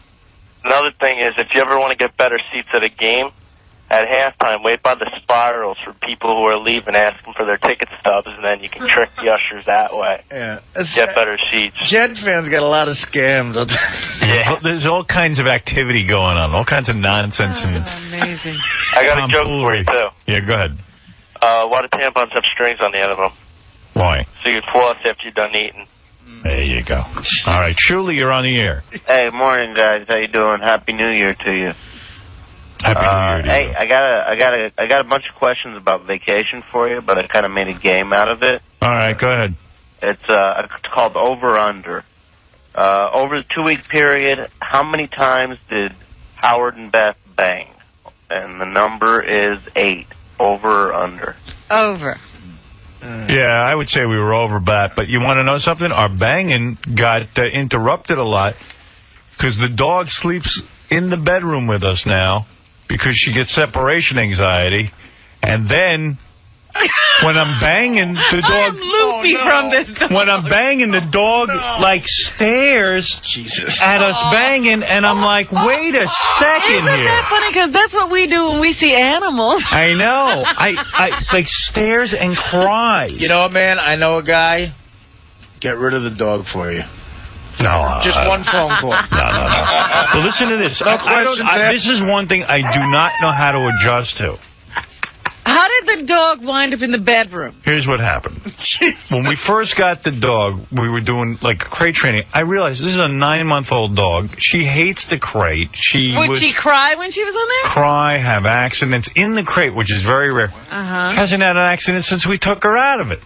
But why is she in the bedroom? Okay, here's the thing. She's on the rag. Keeping the dog outside the bedroom totally stresses her out. Because that's when she started to get crazed. Did you ever set up a bed for her somewhere? Yes. She loves her bed. But she really needs to sleep. She's used to sleeping with other dogs. She was raised that way. So, anyway, it's fine. Listen to me. It's fine. The only problem I'm having is the dog sleeps through the night when sleeps with us, doesn't have any accidents, nothing. She's a people dog. But when you start to get romantic, the dog will sit at the side of the bed and cry. So you tell her no. She stops, but she stares the whole time. So you got to stop and say no, go back to bed. Now, I can bang through anything, even the dog staring at me, but Beth totally gets out of the mood, shall I say? Weirded out by it? She doesn't say it because she's like, no, it'll be fine. But she totally... It just breaks the whole thing for her. Yeah, she doesn't even want to... She wants to get under the covers. I can't even look at her naked because the dog's watching. Really? And then she gets, like, totally unromantic, you know? Maybe it's the fact that the dog's wearing a G-string, too. That doesn't help. Forget the G-string. The G-string's off already. And there's no moving the dog out of the bed. Wait. So, I had it the other day. I said, listen, I got to be able to bang you. I said, I really do have to be able to bang you. There's just no two way. I don't know about you, but I need to bang. I am not going to let the dog ruin my banging. I don't know about you. So, yeah. She's willing to give it up. Right. Yeah, it's not that good with me. So, fine. I told the dog to shut up. You know, I said no. Yeah, you're yelling at the dog. I said no. No, you got to be firm. So she's staring, and I see Beth's totally not amorous. So I said, okay. I take the dog. I put her in the kitchen. I shut the doors to my bedroom, and I start banging. Finally, then you hear through the door. Crying. So I'm like, this is ridiculous. Now, I could bang through the crying. Right. Oh, no. You're a guy. You should be able to. Exactly. I could bang through. You know what? I could watch a person vomit and get killed. He could have arms and legs blowing by his window. Yeah. I could bang through anything. Bang through the Holocaust. Yeah. I could watch Hitler Jews. That's right. In the oven. Bang. Yeah. Hey, Howard, you know what do you do with those Jews over there?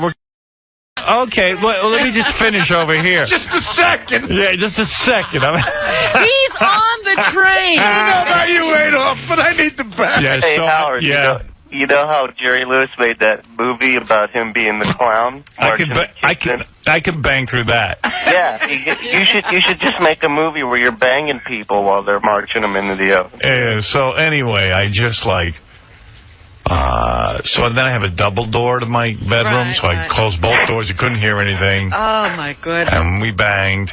And but the whole time we're like, we got to quickly get out to the dog. I got out to the dog, let the dog in, and she was like so happy to be back in the room. But so now, is that going to be the routine? Lock the dog out?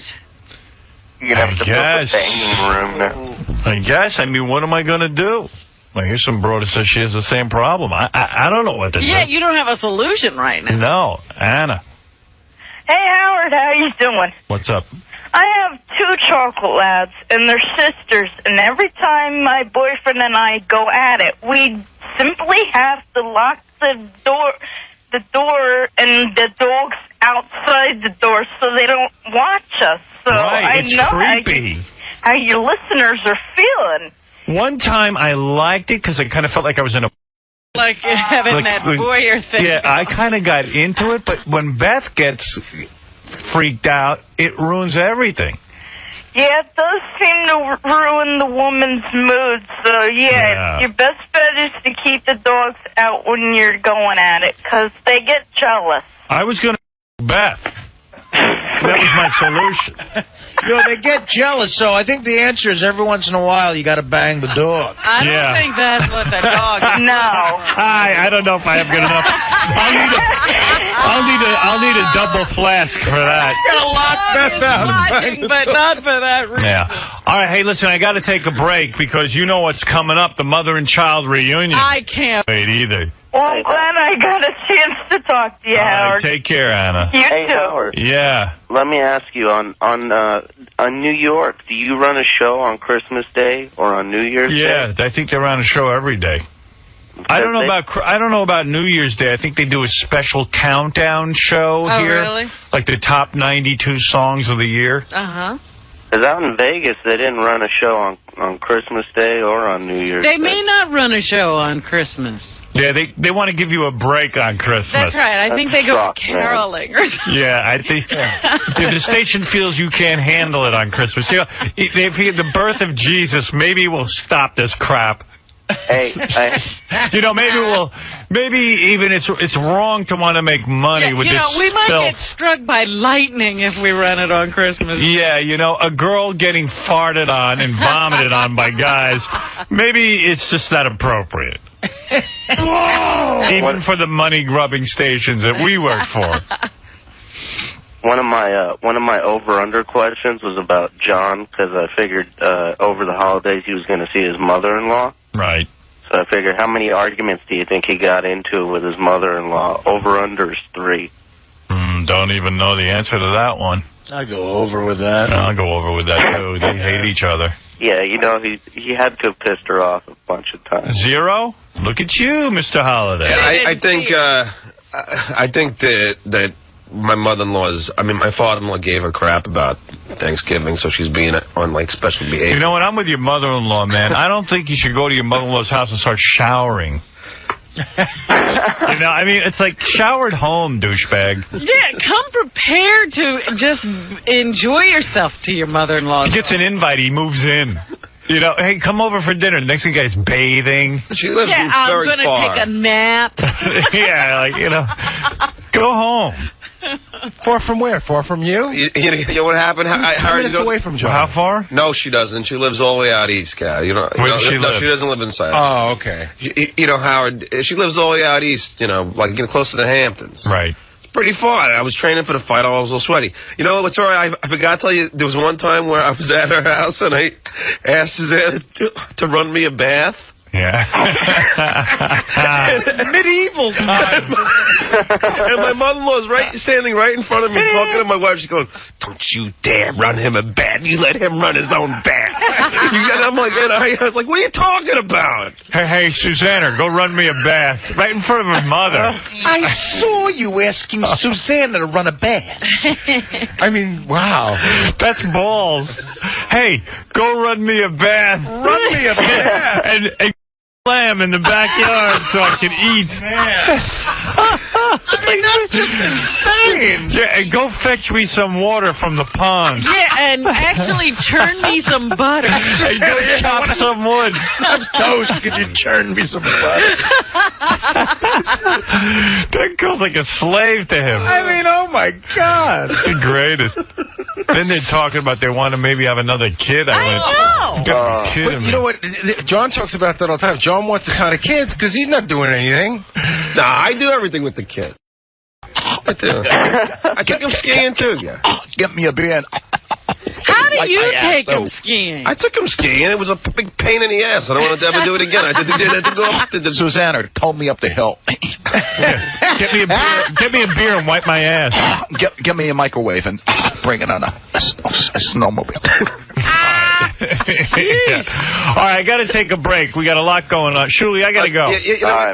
I'll get one more over-under for Gary that I like. All right, real quick. Oh, yeah. Over/under. Over the 2 weeks, how many times do you think Gary got to sleep in?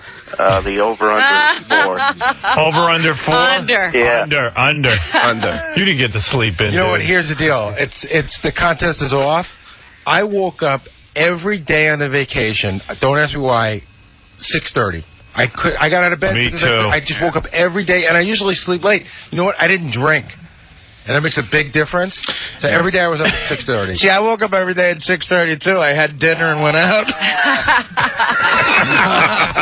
You know, I don't know how. Seriously, I don't know how you change your schedule around, but I am like forever like latched into this morning routine. Yeah.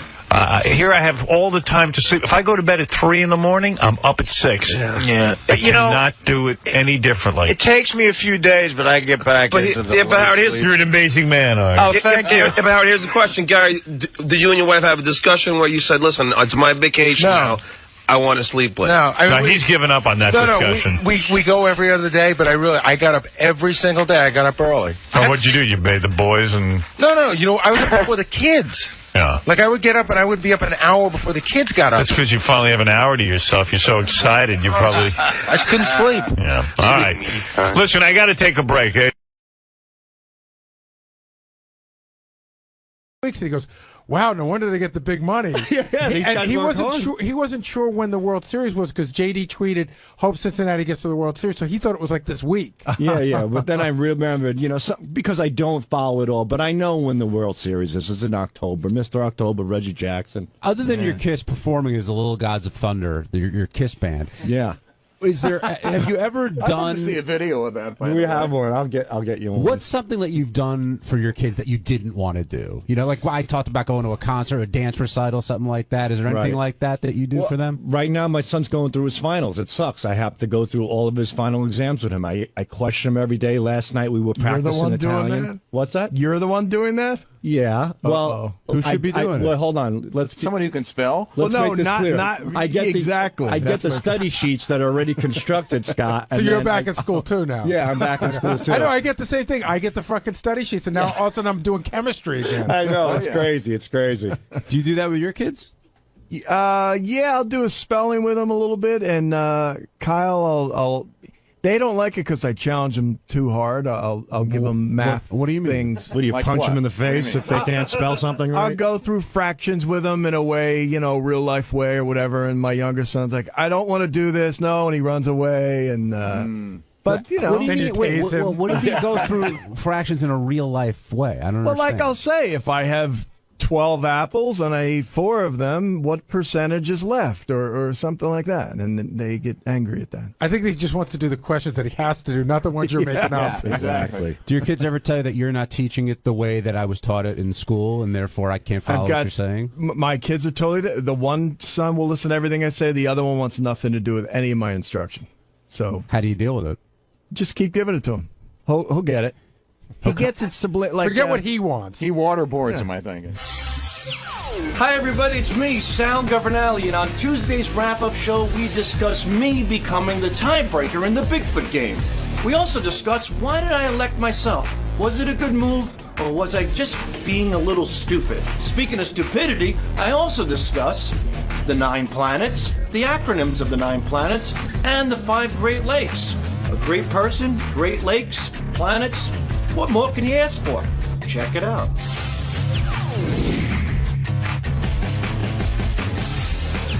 We'll get Sal in here to talk about how proud he was of breaking the tie in the Bigfoot game, and I believe he offered himself up and answered the question correctly of which are the 49th and 50th states to join the union. I thought that was a really good question for Sal. I was not positive he would know the answer to that. Neither was I, but I wonder if Sal was positive that he knew the answer to that, and when he learned the answer to that. We'll get into that. I do think it's interesting that a guy who sat here and cried and said he doesn't like to be called stupid would offer himself up to play this game.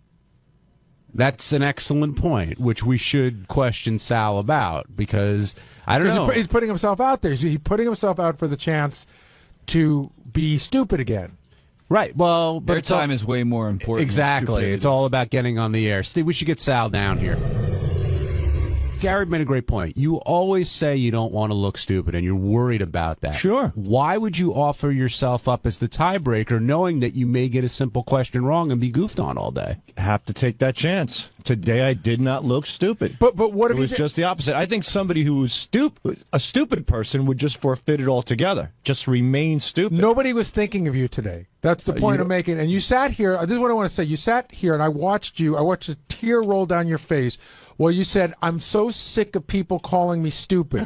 So Yes. now, when nobody was thinking of you, you put yourself in a position to be stupid. If you didn't know the answer to that, you'd be here. Everyone would be calling you stupid. You'd be mocking you. So I'm wondering, why did you put yourself in that position?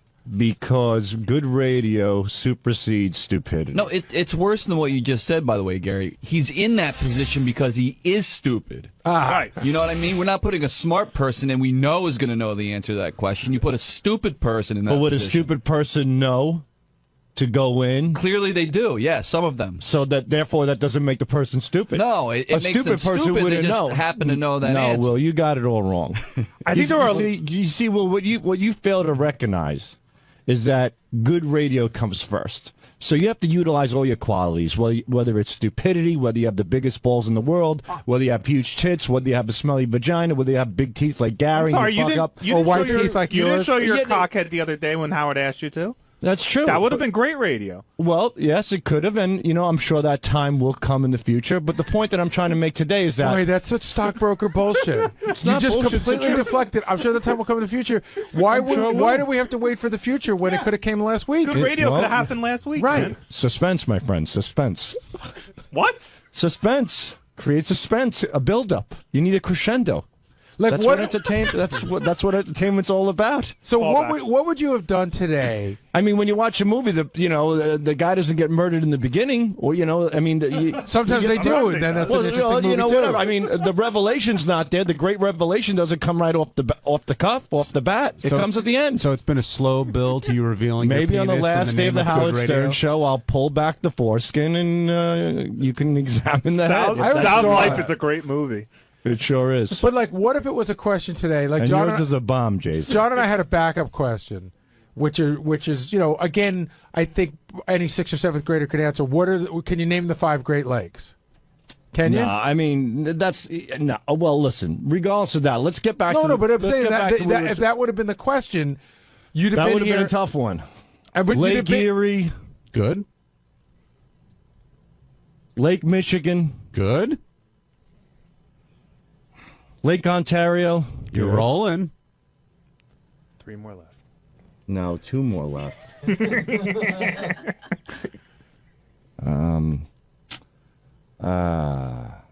Want a hint? Lake Ronkonkoma. Don't you know the trick they teach you in school? Yes, it's that an acronym. It's an acronym. Tell them the acronym. The acronym is HOMES. Homes. Does that help you? HOMES. Lake Huron. Okay. There you go. What's the O? Lake Ontario. What's the M? Lake Michigan. What's the E? Lake Erie. And what's the S? Suez Canal. I don't know. Lake. Lake. Lake something you're not. Like Smart? stupidity? No. Lake. This must be a tough one. Lake. Think of the song "The Wreck of the Edmund Fitzgerald." Can you give me a hint? Starts with an S. Lake Shithead. Lake. You I can got 4 ponder out of that. 5. You're That's gonna not know. too shabby. You got 3 out of 5 without. I got even 4 out of. Well, I got 4 without the acronym. I'm without the saying you got acronyms. 3. Yeah, well, I wasn't even aware of the. The only acronym I know is "My Mother Baked 9 Pies for Planets." Well, that's not even an acronym actually. That's the only thing. My mother baked 9 pies. How many planets Wait, are there? how many planets are there? All right, so go aad. My mother baked 9 pies. Yeah, I think they're all acronyms in there. Wait, but that's Go not ahead. even. That doesn't even cover them all. Go ahead. My mother. Do it. Wait a minute. That's Give me what the I planets. remember. Wait, forget about that No, one. no. I My forgot. mother I baked screwed 9 that one pies. up. Go ahead. Not even close. Wait, Mercury. There you go. Mars.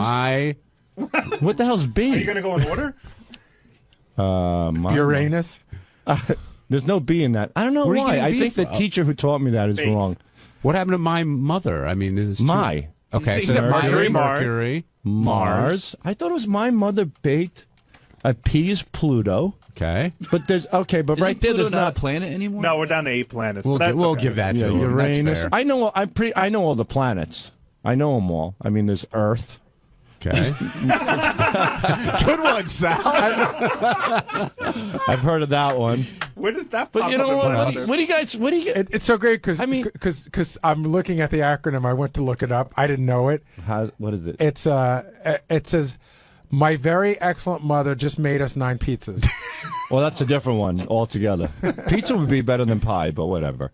But look, you got most of the planets. I know the planets. No, you don't. Yes, I do. Mars, Mercury, Venus, Saturn, Uranus.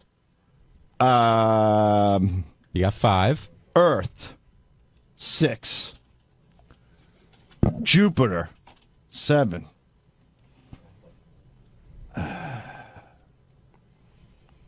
My mother baked 9 No. Pizzas. I said Earth. I got 7. 7. Come on, what am I? Planets, so. Pluto is right. Did I throw Pluto into There's the like mix? 50 different acronyms, by the That's way. Pluto. Okay, you need one more. I'm at 8 and down to 9. I need one more. My very elegant mother just served us nachos. That's another one. Is that another one? Yeah. Venus. You said that. Oh. No? All right. My very elegant mother just served us. I'll get back to you on that. I don't want to. I'm holding up. Check the show. back in. Well, but 8 out of independent of 9, that- 4 out of 5 legs. Hey. All right, I'm all right, genius. I'm in All the moons of Saturn. I'm in the 90 percentile. Come on. Of a 4th grader. You definitely improved. But when you walked out today, you were really proud. I could tell you were. I was really happy. proud. First of all, there was a whole catastrophe in the past with that game, with the Bigfoot game. So I was really worried about it as well. Today, the game was executed perfectly. It went great. The build-up was excellent. Turned into a tiebreaker. We weren't exactly sure what to do. I offered myself up because I'm well aware of where I stand, as far as these games are concerned. And it worked. It turned out to be very entertaining, top to bottom. And that's all that matters to me. So are you now saying that you offered yourself up to redeem yourself for the game not going well last week to make it go better? I offered myself up because I just thought it could be a good opportunity to throw a question at me and see where it goes. But even if I think Sal's thinking is, even if he got it wrong, I think he gets more angry that you guys say that means he's stupid. It's not, yeah. I mean, forget about getting it right or wrong. It's like right here, like you guys are picking at me, like name the lakes, name the planets. I mean, like just we're not picking at you. We're just throwing you. No, we'll call me stupid 5 times in a row. Well. Here's the point. I don't think it's you're not stupid. funny to bring John Hine into the studio and ask him that question. Of course, because right. he's a smart guy. Well, who was? It's funny to bring in Bobo or somebody like you, where there's a good chance they could get a very basic question wrong. That's where the game of chance is. So we're on the same page. Yeah, Therefore, you're an idiot. just. No. We're on the same page as far as production is concerned, as far as putting good radio together. We're both on the same Right, page. and that and meant- that's what matters. and that Therefore, meant you're it was- an idiot. it was you're good. an ignorant asshole. No, we needed you're somebody an ignorant jerk-off, who's and you not don't know very what the fuck you're intelligent talking about. to go in there. No. And you That were has nothing to- perfect. Well, Thank you. yes, I did utilize that to my advantage, but you're an idiot, and you sound like an ignorant jerk-off by saying that. You're missing planets, and you're calling me an idiot. I'm not missing. I missed one planet. Why would he be an idiot if he was smart enough to realize that you were the right guy to send in? Well, because he's calling me an idiot off the bat. But do you find it hard to argue with a guy who's 29 points higher than you on the IQ scale? Or that doesn't matter? No. IQ does not define a person. Not one bit. Why does it bum you out when you look like an idiot? Who wouldn't be bummed out when they look like an idiot? Well, you But- said but- you're but hold on. not defined by your intelligence. Sal's not. By the way, am intelligent. Sal's not upset with his IQ score. Just so you know, he's Why never should been I upset. be? He I'm in thinks the it's- normal he thinks it's percentile. Exactly. But he's upset when he listen. You make we all jump on you when you get very basic questions wrong. So you make we add fuel to the fire. But at the you're the one that doesn't know this shit. You look stupid on your own. But you guys That's are your saying perception. that means you're stupid if you don't know that stuff. And So I do you agree with think- Sal, that doesn't necessarily mean you're stupid if you don't know all the Great Lakes. If you don't know the 49. Okay, I'll tell you. Yes, So Benji, I'm gonna. Say you have $100,000 in the bank. I'm just gonna guess. Say you got $100,000 in the bank, and you're gonna take it to somebody who's gonna handle your money. Sal. Right? Hold on. No, just anybody. And the guy, while speaking to the guy who's going to handle your money, he does let on that he does not know where California is on the map. Right. Are you gonna still give him your money? That's if I had nothing else to judge on, I might judge on that factor. That could influence me if I have nothing else to judge on. All right, let's say you have depends. If he was an investment broker that I knew had a great record, and Bernie Madoff had a great record. Where are all these? Bernie Madoff fooled a lot of smart people. You're right. We're not being fair because where are all the smart examples from Sal? Like That's true. We're a man in full. We know his stupid moments. his phone calls. It shows a very creative, smart. Well, creative is 50% of that. Creative is not smart. Creative is creative. No, you can be creative smart. is not I think smart. his wordplay. Sal has good comedic skills. It's wordplay that you need a certain amount of level of intelligence to do that. I think Sal's music knowledge is very, very not as good as his Gary's. Kiss knowledge. Well, to me, that's all Gary's, but that doesn't mean your knowledge isn't solid. Yeah, well, whatever. Listen, at the end of the day, look, it was a good game. And I don't think I think the segment. I think a lot of hold on. I think a lot of people would love to have the ability that you and Richard have to create the stuff that you do. Yes. And there is intelligence behind doing that. There you go. Thank you. I'm not calling you stupid or anything like that. I'm just going back to the beginning. I was curious to find out why you put yourself in that position, because when so many times when you were in that position and it went badly, it was clearly visibly upsetting to you. It was. But like Will said, in this case, I think offering myself up as a sacrifice worked out pretty good. He's a martyr. He's a good man. Just like King Neptune. Thank you, Sal. We're going to take a break. When we come back. I know King Neptune. Oh, wait, did I forget that one? Was that the one? I forgot it. Neptune. I got it. We'll talk about... John got That's where King Neptune No, he's talking about King Neptune. That's the guy in the sea or some shit. On Wednesday's wrap-up show, there was a lot of talk about our pets. Howard's having some difficulty with Bianca, and we all talked about what would happen if our pets passed away. Thankfully, 𝗦𝗵cie was here, who has a cat thanks to his wife, but also has definitive opinions about what people should do with their pets. Here's how it went.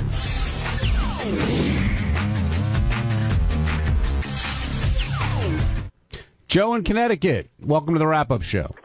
Howard was talking about his dog today. It really fucking irritated me, I'll tell you, because I'm a huge fan. I always will be. But let me tell you something. He's sitting there letting his dog suffer, okay? And he's complaining about, oh, I got to go to work, don't die now. What the fuck are you talking about? I put my dog down and I was at work the next day, because that's what guys do. I don't care if you're on network television or anything like that. He's no better than those glass walls assholes that torture animals, okay? He's letting his dog suffer and fall downstairs because he wants to work. Get in the fucking groove of life, asshole, and get your head out of your ass. I want to get your opinion on that. I got to go. Love the show, guys. Fuck Benji. I was having trouble following. Howard's mistreating his dog how? Early in the show, Howard was talking about how the animals are sick, and Bianca's sick, and he mentioned how, jokingly, how he had to go to work and leave the dog. He said it was nice to have sex with Beth without the animals around, that kind of thing. But if you don't think Howard cares about that dog, and there's a reason that he can't put it down, I'm sure. But was this guy saying kill the dog and go to work? Yes, pretty much. Oh, or do what you got to do and then move on. Well, what if taking care of the animal, send them to the vet? Isn't that? I'm missing what he's saying. No, the guy's saying that like Howard would be have more sensitivity, which I don't agree with. Howard sort of made a joke like, I need to get through AGT season without this misery of Bianca passing away, God forbid. But this guy's saying you're torturing her so you can keep doing something.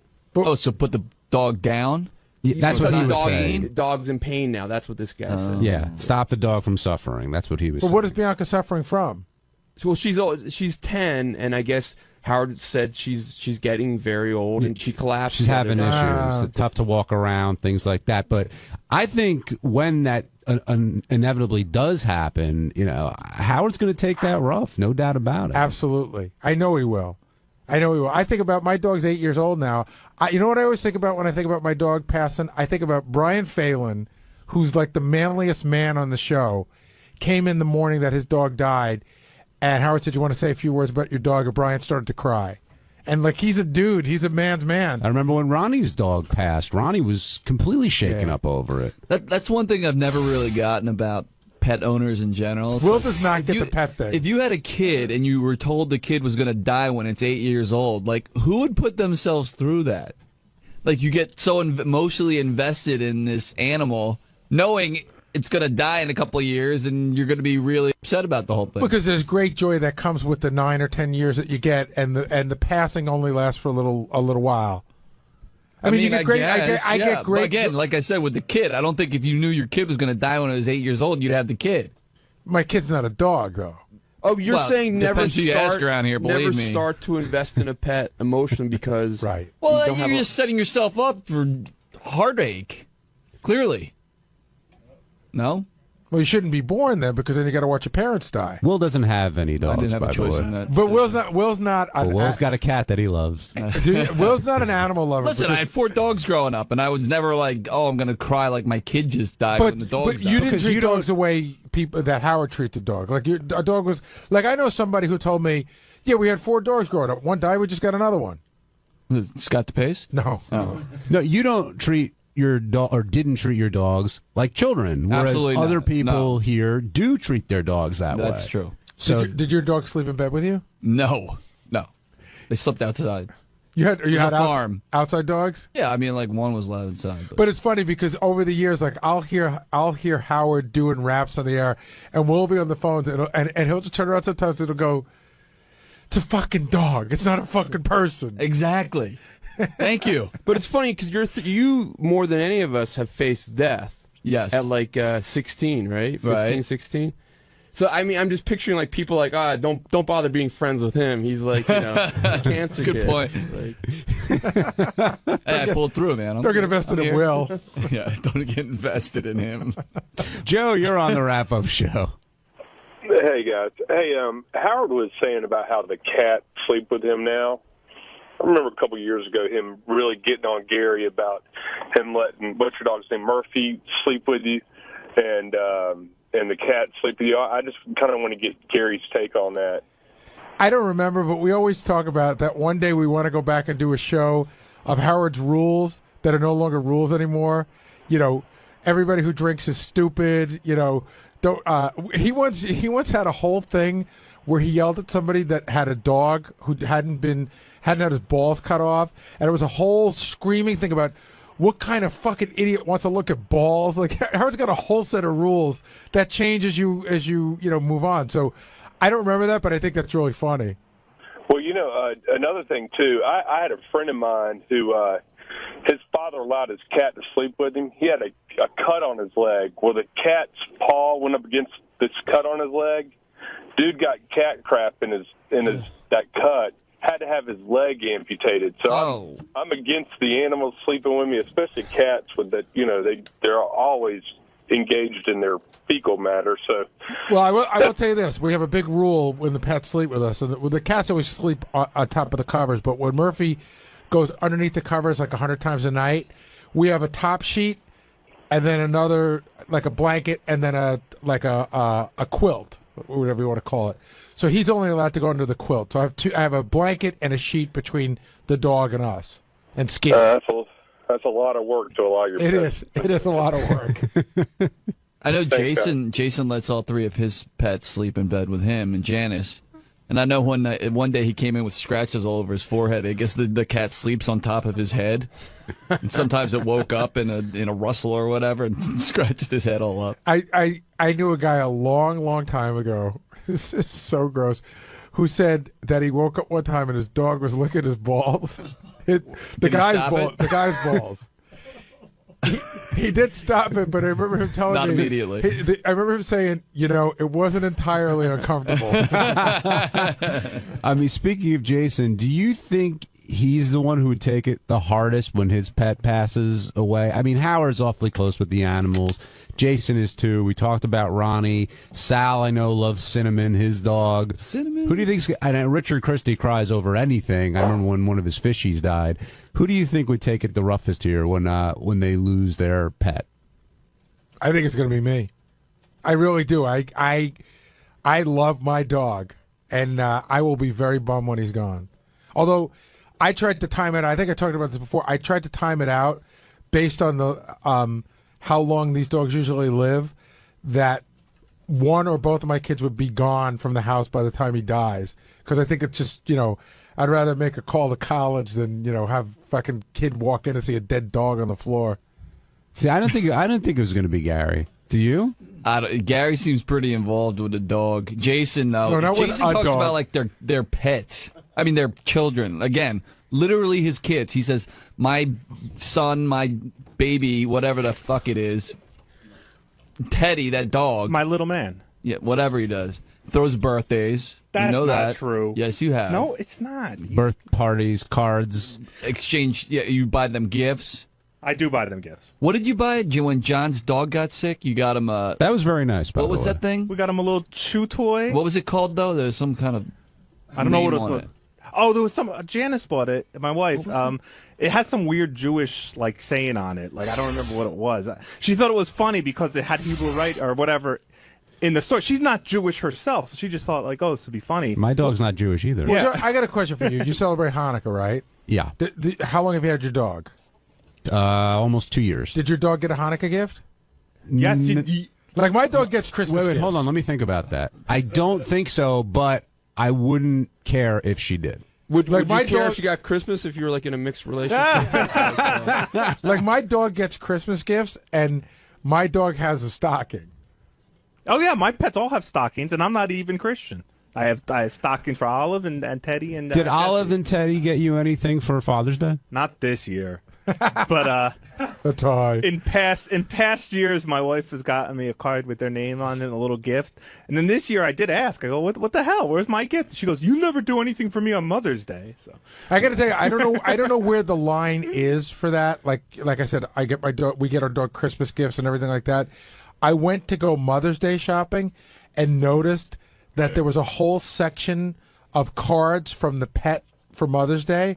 And I was like, I draw the fucking line there. I'm not getting into that. Well, like Will said, a lot of people do treat their pets like their children. Jason. Yeah, but I absolutely love my pets, and I absolutely, give them probably way too much attention than I should. But when I joke with you in the office that he starts talking about Owen, so I'll start talking about what Teddy did just to be annoying. I know I've met people that literally treat their animals like pets, But I know I'm not. I mean, they're pets like children, and I know I'm not like. But those my people. guess is it's sort of because I actually had we had a birthday party for Kermit, Elisa's dog, yesterday, and my guess is I loved it. But it's sort of it's like a guy whose girlfriend likes Sex in the City. It's now you have I have to watch Sex in the City, but you really love it. My guess is you really love it. Well, but that's how it happened. Yes, I do love it now, but that's how it happened for me. Janice, when we were dating, got this. I just had a crowbar Kermit in. Yeah, got this cat Olive, and she had a birthday party for it when it was a year old, and I was dating her, and that's the picture that 𝗦𝗫𝗄's referring to.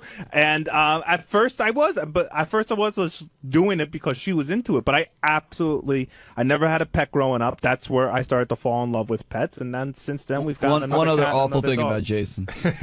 Only I actually came down here. This is very early in your relationship with Janice. And I think you guys are on the rocks. I hate when you say this. I know what you're going to say. remember Jason would say. Wait, take your time. Jason said that he was only with Janice at that time so that he could hang out with Olive, the cat. Wow. That's 95%. That was a long time ago. What happened was I can't imagine why you guys be on the rocks if you say something like that. Janice and I were off and on, and she lived in Jersey and I lived in New York, and we only saw each other on the weekends, and it was a giant pain in the ass, and I hated to go down there. And then she got the cat, and I was like, at first I used to be a big giant pain in the ass to go down there, but now I know at least I get to play with the cat, and the cat's cute. It gave me a whole. She married you? 8 years later. Wow. Very early on. But I did want to talk. I came down here and I heard you guys talking about the sex stuff with the animals, which is a gigantic pain in the ass. Because I have all the pets in bed, and Will's right. They don't always sleep on my head, but once in a while I'll wake up with just a giant scratch across my face, and I don't know where it came from. I just assume. How do you know it's not Janice? It could be, but I just assume somebody ran across it. They wake up last night. They woke us up. Knocking stuff over on the dressers and stuff. And it's so weird because the cats aren't hard to get rid of for sex. You just pick them up, you drop them out of the room. But our our youngest one, our baby, will. She will cry outside. You know how Howard said his would hit the head into the door. Ours cries, and then the dog. But the dog is the hardest because he'll just bark. I mean, he'll just stand outside the door and fucking bark. And then, my dog cries. Yeah. He cries outside the door, and sometimes. He used to be able to open the door. I wouldn't lock it because he could jump up and put the handle down and come in, which is a huge. I had to change the handle on the front door of my house because I'd come home, nobody was home, and the front door would be wide open. He'd be crawling around the lawn. So what do you do? Well, okay, so so here's the deal. The cats always go out of the room because they're, like I said, they're easy. The dog's like 50-50 because sometimes the dog sits there and just does not give a shit. It happens, you know? So, we'll see how far that can go. And then sometimes the dog really gives a shit and he's all up in our business and you just got to get up and throw it out of the room. I mean, what can you do? He's right. Sometimes the dog seems very interested in what's going on in my butt. It's always funny to me when the dog cannot. I'm like, what, this time? So wait, the dog's sniffing your ass while you're having sex? He's sniffing around. Just What do you sniffing mean around. Where is he sniffing? Your back, your butt, your legs. While whatever. you're having sex? Not while. Usually, like when you're getting ready for. Not usually while. Gary's dog has huge balls too. That's like a whole other dimension. Like at least I don't have balls in bed. How do you know as big? I've met Gary's dog and it has huge balls. We're going to move off pets for a second, although we didn't talk about Robin. I think she would be... I don't know. How would Robin be affected if she lost her cats? She's lost a couple. I know. She dropped $15,000 to try and save one, so I would say pretty messed up if she lost she a did. pet. Isn't that she got the other one? She got a kidney transplant for one of them? Yeah. And she kept... Well, I didn't know... I felt bad. I didn't know the kidney transplant one passed away, or that's... No, it's got a little dialysis machine in her apartment. On a roller. Craig in Albany, you're on the Wrap-Up Show. Yeah, I was just calling in because it sounds like Will's an asshole. Thank you. And I was wondering if when he dies and his wife lives longer than he does, if she should have bailed on the whole marriage for that reason. It's a horrible analogy. Yeah, I think I can defend Will for a second. I'm not defending how he feels, but he's saying that when you marry somebody, you don't know who's going to live longer, but a pet, you're going to outlive a pet. I don't agree with him. Right, but my point is you don't not invest into something because there's going to be pain down the way, especially if it's going to be rewarding in the meantime. What's your thought? I mean, it's your choice to do whatever you want. I don't agree with... I just don't want to hear people whining about how upset they are when their dog dies. You knew it was coming. You knew it was going to happen. Yeah, I mean, Will always says to me about pets, like, you're just setting yourself up for sadness down the road. And I mean, look, he's right. I mean, I know that in all likelihood, even though I'm fat and out of shape, I'm going to outlive my pets, and it's going to be horribly sad. But so he's right. I don't think he has to be so cold about it. Hey, well, it's just the whole pet thing in general drives me nuts. Because it's like a pig. A pig is smarter than a dog, and in a lot of ways it's friendlier than a dog, or as friendly as a dog. Right. But somehow we've decided as a society it's okay to eat fucking pigs, but dogs are man's best friend. And then we look down at another society that says, oh, you can eat dogs, they're fine. You're wrong there. Dogs chose us, Will, not the other way around. Exactly. No, seriously, there's a whole documentary about it. How they're considered. We pick and choose what animals are okay to kill and what are we're going to get so upset. First of all, when they I'd die. eat dog if they had it in the store, as long as I didn't have to kill it. Will is being like the Sam Simon of the Wrap-Up Show. Yeah, I'm waiting for Will to turn on me here. No, of course not. Jason would be first in line if they had McDonald's had a sundae with dog in it. Yeah. Jason would be like, I'll try it out. Did you know in Korea they keep peanut butter and jelly sandwiches as pets? We are the only race of animals that takes another species in as a pet. Like there's no elephant out there that's adopting a cheetah to raise. Right, but Actually, you go back. That's not true. There are, I think, very rare instances, but as a whole, you see that with apes. As a whole, apes don't do that sometimes. But you go back to like Egyptian times, and you see on pyramid walls that they kept cats as pets. Yeah. And so why didn't I get pets. I'm just saying, You think they're still a dog? My dog died. It's got the pace. He loved his dog. Next day he goes and buys another dog. Is it callousness, or are you so sensitive that like it would hurt you so much? It wouldn't hurt me that much. No. I mean, I feel the same way about adopted kids, so, you know. I understand where Will's coming from. And that's the point right there. Will's problem's not with the pets, it's with the people, right? That's your problem. It's not with the pets, it's with the people. You're saying you don't want to hear the whining and the crying. Yeah. But why can't you have a pet? No, you know it's going to be 15 years old. Why can't you enjoy it while you have it, and you still have a little sadness when it dies? But a little sadness. Sounds like you're going to, lock yourself in your bedroom for 3 months. I'll be bummed out, and then I'll get over it. What will you do when Murphy dies? I'll just be bummed out. But what will you do with Murphy? Oh, I already have a plan. I haven't spoken to Mary about this, but I think she's going to love this plan. I'm going to have him cremated, and I have a statue of Murphy that Howard and Beth got me as a present that's on my front lawn. It's a beautiful statue. Sans balls. I mean, and I'm not talking about like a statue of 𝗦𝗵cie. I'm talking about they gave an artist a picture of my dog. So it is actually a statue of Murphy. So I think I'll take the ashes and I'll bury them right underneath the statue.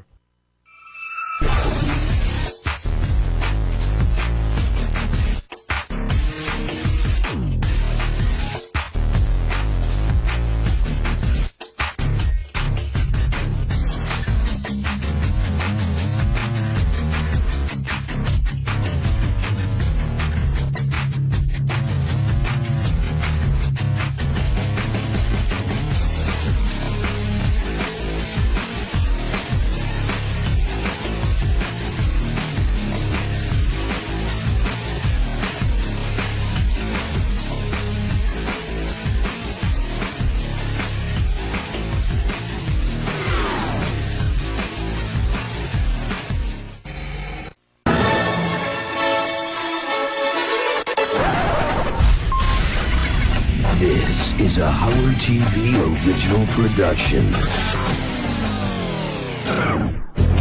On this episode, Benji's sprain becomes a pain. Take your shoe off. Should I get totally naked or? No, not right now, not yet. All right. Howard opens the door to his private office. On an exclusive inside my office, I want to show you where the action really happens. Sparks fly after the Enty Awards. Fuck you, Jared. Come on. What's your problem? Testing 1, 2. Baba Boo. Yeah. Hey-oh, yeah.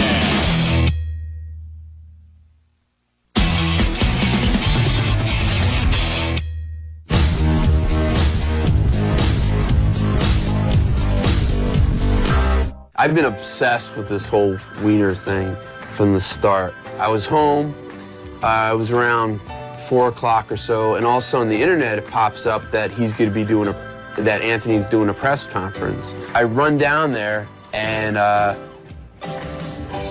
walk in and I see an empty seat right in the middle, and I grab that seat. I just had a couple questions in my head, and I started jumping up and asking those questions. Are you shocked that Arnold had sex with such an ugly woman? You didn't just say that.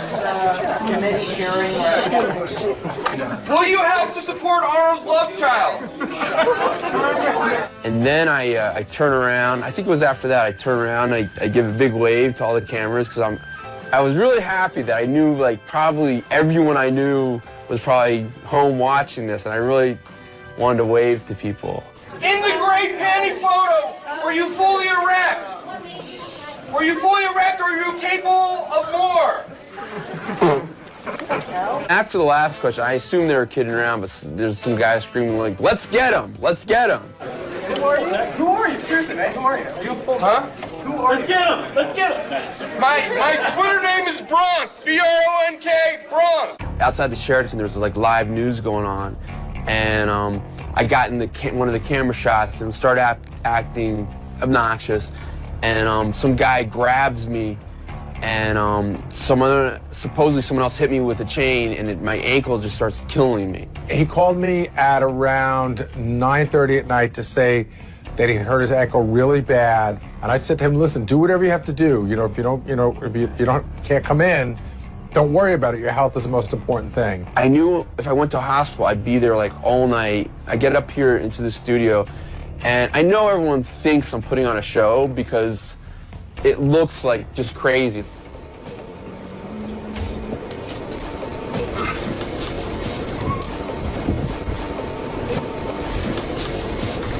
Are you really injured? I'm not fucking around. Wow. I'm just Are you in a lot of pain? Oh, yeah. So go to a doctor now. I really like to work today, and then it's like 5 hours, and I like to get if I can get an orthopedic appointment. Well, if you get uncomfortable, go. Thanks. Yeah. Benji went out yesterday during the Anthony Weiner press conference and started screaming during it. I just read something. Yeah, but now he's on crutches because he got himself good and injured. Let me see. Oh, yeah? Oh, yeah. Wow, that's fucked. You'd probably... Yeah. That looks broken. Yeah. For real? Yeah, that's blood always flows. Blood always flows down in the foot. I know a very good doctor, an orthopedic surgeon named Dr. John Gordon. So I made a call, and he said he'd be more than happy to see him right away.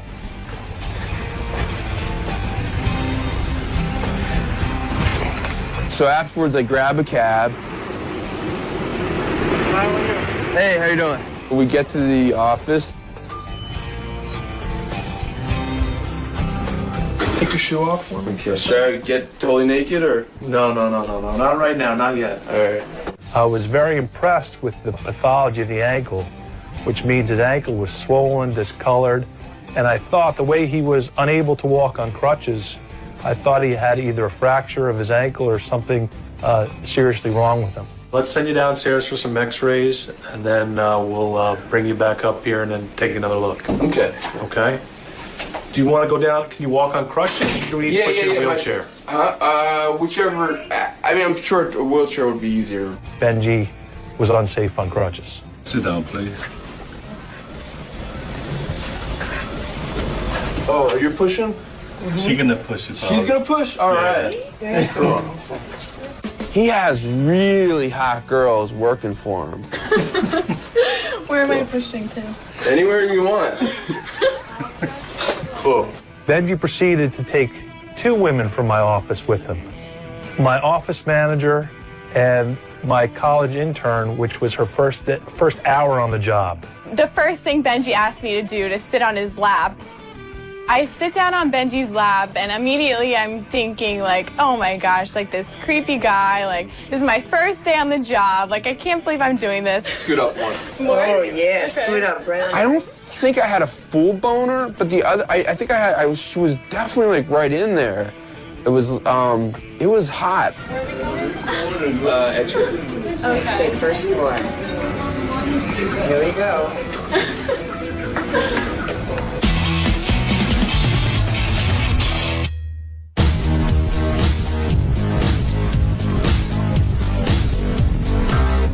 The interns are very important to me. I think it's important that kids have a place to go and learn about broadcasting. There's fewer and fewer places. So I host the intern show, and the big thing that we do on the intern show is the Inty Awards. The Inty Awards are a series of awards that we give to staff members.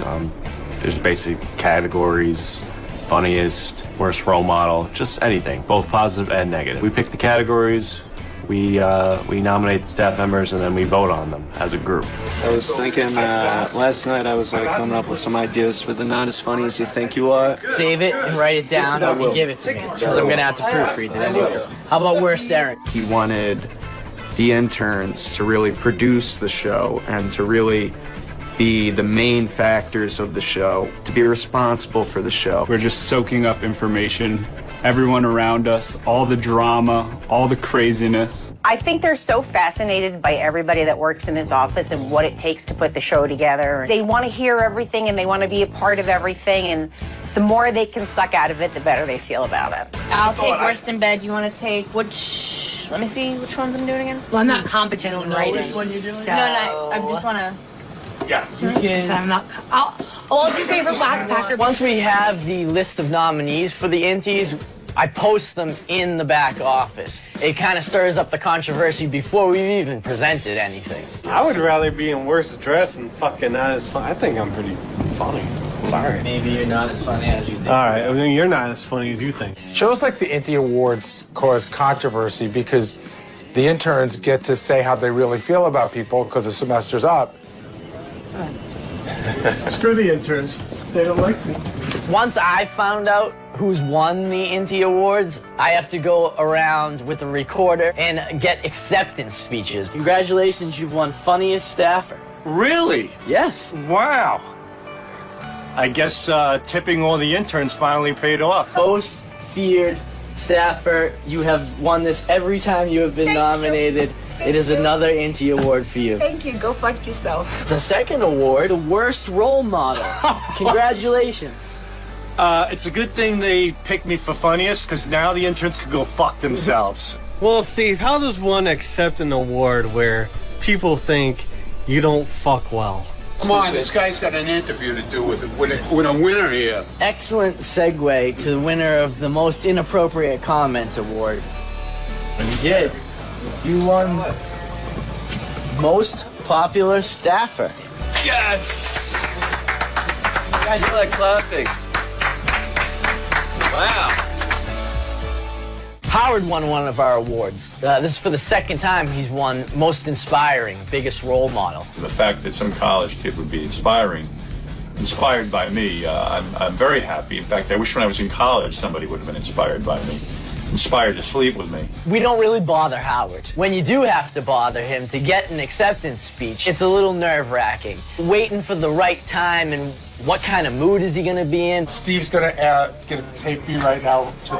You won an Inty Award to go right around, Steve. Yep. Howard, you won Most Inspiring. You beat out Fred and John Hine. I believe I deserve it. If I had lost to John Hine for Most Inspiring, I would have been really, really pissed. I mean, John is an inspiration, don't get me wrong. He's done some great things in his life. I can't think of them right now. We snuck it in there, we got his acceptance speech, and it was great. Look, I'm the inspiration around here. And if I had lost, I probably would have ended the intern program and the intern show. So that's that. Congratulations. And thank you very much to all the interns. You've chosen wisely. Now, where's my trophy? Jared Fox won 2 awards. He shared one with Tim, which was the Worst Errand Award. I'm just thinking about the tasks they have to do, and these interns are extremely entitled if they think that running over to Howard's agent's office to drop something off or running downstairs to pick something up for Tim, who is our senior vice president, is too difficult. Another controversial award this year was what we refer to lovingly as the Zapin, which is the Who the F is That Guy award. This year, Kim won it. Kim is from Marketing at Sirius. I'd like to present you with the Inty Award. I got an Inty Award? Yes, you did. Oh my God, this is so exciting. It depends on the category, The category is the Who the F is That Guy award. You can tell that Kim is not happy to receive the Who the F is That Guy award because immediately she says, I am so honored, Steve. The intern Brandano. I did refer to Steve in my acceptance speech as Steve the intern Brandano. I know he doesn't like that, so it was on purpose. Thank you so much. I appreciate it. Don't take this out on me. Whoa. Why are you hitting me with the intern thing? You know I hate it. I don't talk to the interns all that much, so I guess it'd be natural for them to wonder who I am. She's there literally every day. She talks to Jason for almost an hour, and she's never introduced herself to me or from what I've seen to any of the other interns. I've never seen an intern talking to her. I've never seen her attempt to strike up conversation or even really make eye contact with us. The problems didn't start when she won the award. They didn't start with her acceptance speech.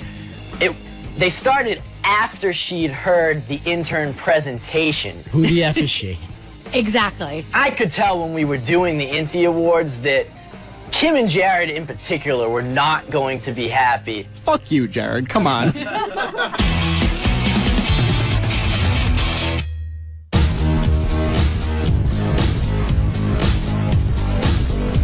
Want a big giant, you want an exclusive inside my office? I want to show you where the action really happens. I've been here for 5.5 years, and I've seen Howard's office once. I've seen the inside of Howard's office maybe 2 times in the entire time I've been here. I was never actually invited into Howard's office. I walked by it, I think, once right when we got to Sirius and poked my head in. When I'm done with the show and I say I'm working, I go in this chair, I curl up like this, and I put my feet up like this, and I pass out. But don't tell anybody. I should have put a bed in there, quite frankly. I should have put some sort of bed where I can put my feet up. I have to balance my feet on that wooden table, and then I curl up in the chair to the left, and you would think I have this like big space to fall asleep in. It's the most uncomfortable thing ever, and yet somehow I'm so drained after the show, I pass out for a few minutes. These 2 chairs are if we ever have a meeting.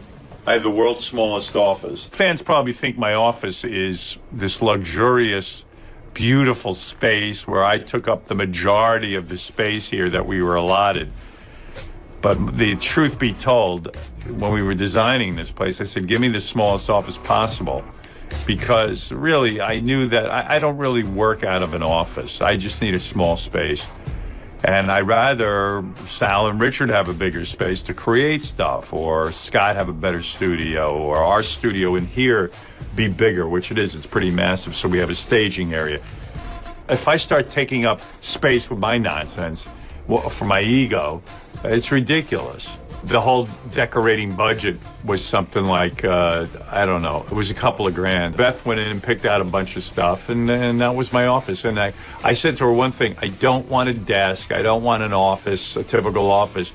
Just make it like a comfortable living room. Like, can you make it so that we have a coffee table and some chairs? All the offices I ever had, and I use the word office loosely, but whatever radio station gave me some space, it was always like a desk, and I never sat at a desk, and I never operated that way. I'd rather sit in a comfortable chair. In today's society, with laptops and things, you don't need a big office. You don't need a big desk. My office is a sort of meaningless office. It's Spartan. I mean, I have a couple of pictures of my kids and Beth. This picture, Beth and myself, and that's it. And there's not any fancy furniture or anything. And that's probably the way it should be. I mean, who the hell's going to go spend a ton of money on an office? Pictures of Beth and some tchotchkes. This is my top secret thing that I have. Every office should have one. This is a little sound machine. Makes sleep noise. Hear that? Blocks out JD's laugh, because he laughs while he watches all this shit. JD goes, huh, huh, huh. Look at this. Fucking bullshit. I'm sorry he had to purchase a sound machine to drown out my cackling. I tell JD on a daily basis to shut up. And now that I have learned of this, I will try to keep my cackles to a to a minimum, or a a low audible sound. I don't know. He doesn't, though, so it doesn't matter. I don't think I'm ever going to redecorate it. I mean, the idea of curling up in that chair in the fetal position when you're 6'5" is ridiculous. I look like Osama bin Laden trying to watch TV. And I don't think I'll ever fix it. I probably should, but I just haven't remedied it. Well, this wraps up the exclusive. There you have it.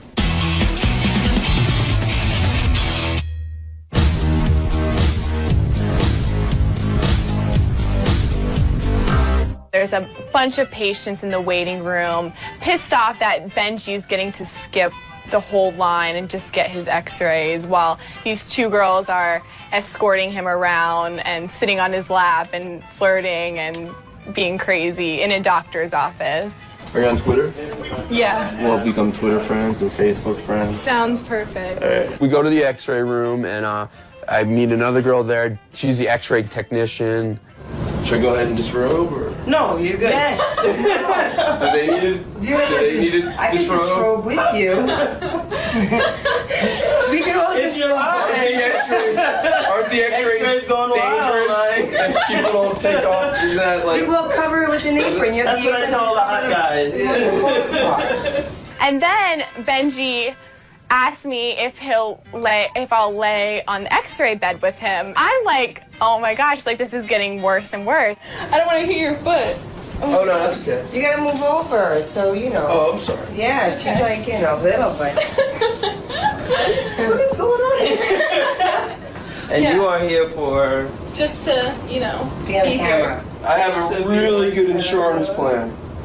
Okay, then we're gonna need to move around a bit, so... Oh, you want me to get up while you do the X-ray? Yeah! Okay.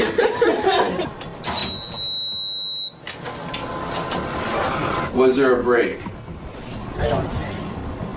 That means no. All right. I need to brush my teeth, man. Is there a bathroom? Outside. Can we stop so I can brush? Of course. So we go to a bathroom, and I want to clean up because that morning before, I felt like my breath was gross because I hadn't really got to wash. I was in so much pain before the show. I hadn't got really a full wash up, so I wanted to brush my teeth in case Carly and I made out. Do you have a rubber?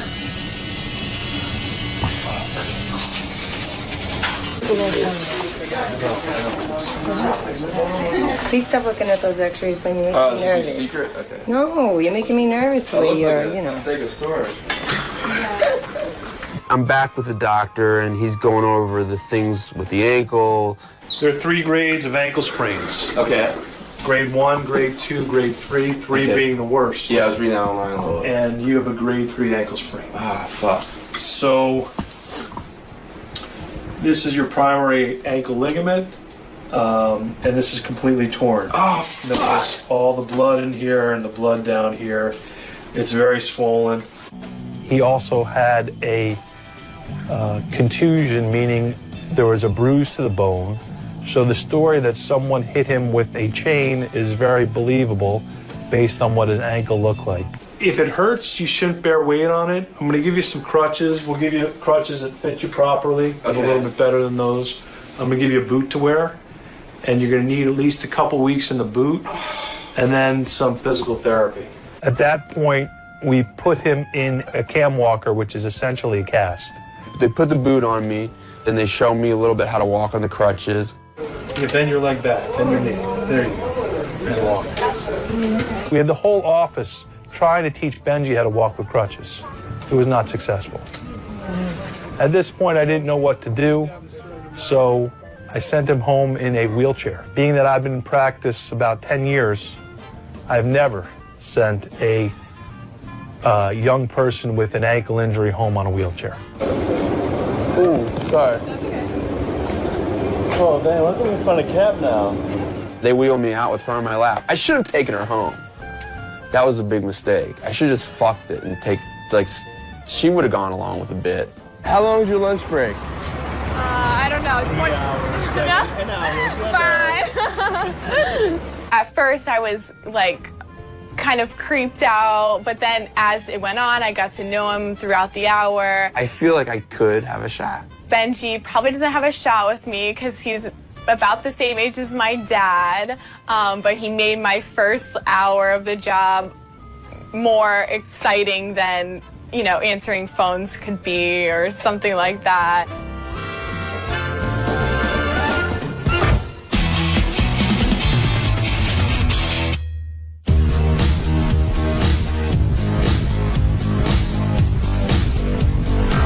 Welcome, everybody, to the 4th almost annual 𝗫𝗄𝗿𝗄 Awards. Tim and Jared, as interns, we know you guys are the big cheese around these parts, and we get that. Staffers have asked us to run to Subway, Starbucks, the occasional deli, but with you guys, it always seems like we're delivering God knows what to God knows where. The one worst errand I thought was comical because I don't generally send people on bad errands compared to what other people have to do around here. So tonight, Jared and Tim, we present you with the 𝗫𝗄𝗿 of worst errand. When I interned for MTV, I had to test out a stunt by pouring honey over my entire body, rolling around in the sand to see if my body could pick up dollar bills for a beach stunt at the TRL beach house. You were rolling around with your shirt off. You're just bragging that you look good. I mean, come on, dude. Fuck you. Since I knew I was nominated, I figured that night I should listen and see what the guys had to say. Girl Who Talks to Jason for an hour after the show, we present you with the 𝗦𝗐𝗄𝗿𝗱 Award for Who the F is That Guy? We've chosen you because every day we know we can find you blocking our path in and out of the bullpen, hovering dangerously close to the hind line while talking to Jason about the weather, about baseball, about television shows, about the possibility of life on other planets, about literally anything and everything except what your job might actually entail. Incredibly harsh.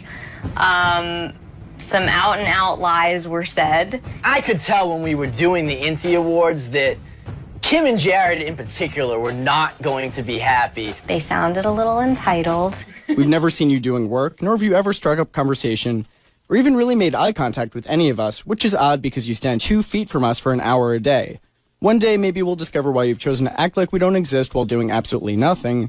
But until then, we present you the girl who talks to Jason for an hour after the show with the 𝗦𝗐𝗄𝗿𝗱 for Who the F is That Guy? I think they wanted everyone back there to make them feel incredibly welcome, and that's fine, but I don't have anything to do with the interns. So, sorry, you ungrateful interns. The only thing they took from my speech was that I was bragging that I worked at MTV, and that, again, I managed to bring up a way in which I was talking about having my shirt off, which wasn't the point of the story and made no sense if that's what they picked up on. So that pissed me off. That Jared, any excuse to take his shirt off. That's the definition of the humble brag, in that in trying to tell us that we're ungrateful, he threw in that he interned for MTV and that he was at the TRL Beach House. Fuck you, Jared. Katie? No, exactly. We have to run around in the rain all over Manhattan and, like Pete said, Brooklyn, and he gets to show off his abs on the beach. Oh, look at me. I'm dripping in honey. What a goddamn shame. The next morning, one of my coworkers, 𝗦𝗵cie𝗄𝗿𝗱, came by my office and explained that she had been ripped in the intern show, and so have I. So I did feel like I wanted to say something the next day. So I grabbed Rob to bring the camera back and check it out.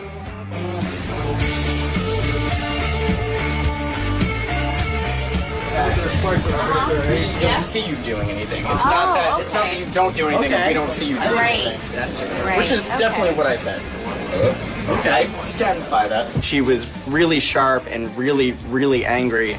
And every time I tried to just diffuse it, I was like, I apologize, but I stand by what I said. She came back with... Are you coming back next semester?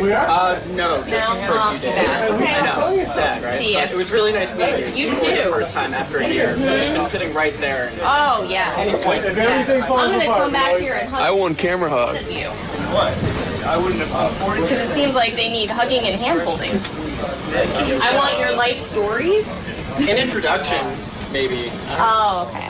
Well, I apologize for that. She told me to go back to my desk and do my work, which I did, and she continued to stand there bitching about me, but didn't actually do any work. So I think that almost sort of proves what I said, which is that she stands around and does nothing. And from then, it just steamrolled. Every single intern here is entitled. I don't want to crowd you, John. Apparently, I just stand here all day. Doing internships that I've done, you do really shitty stuff and the people don't give a shit. At least I apologize, saying I know this is a bad task every single time, but this is what you got to do.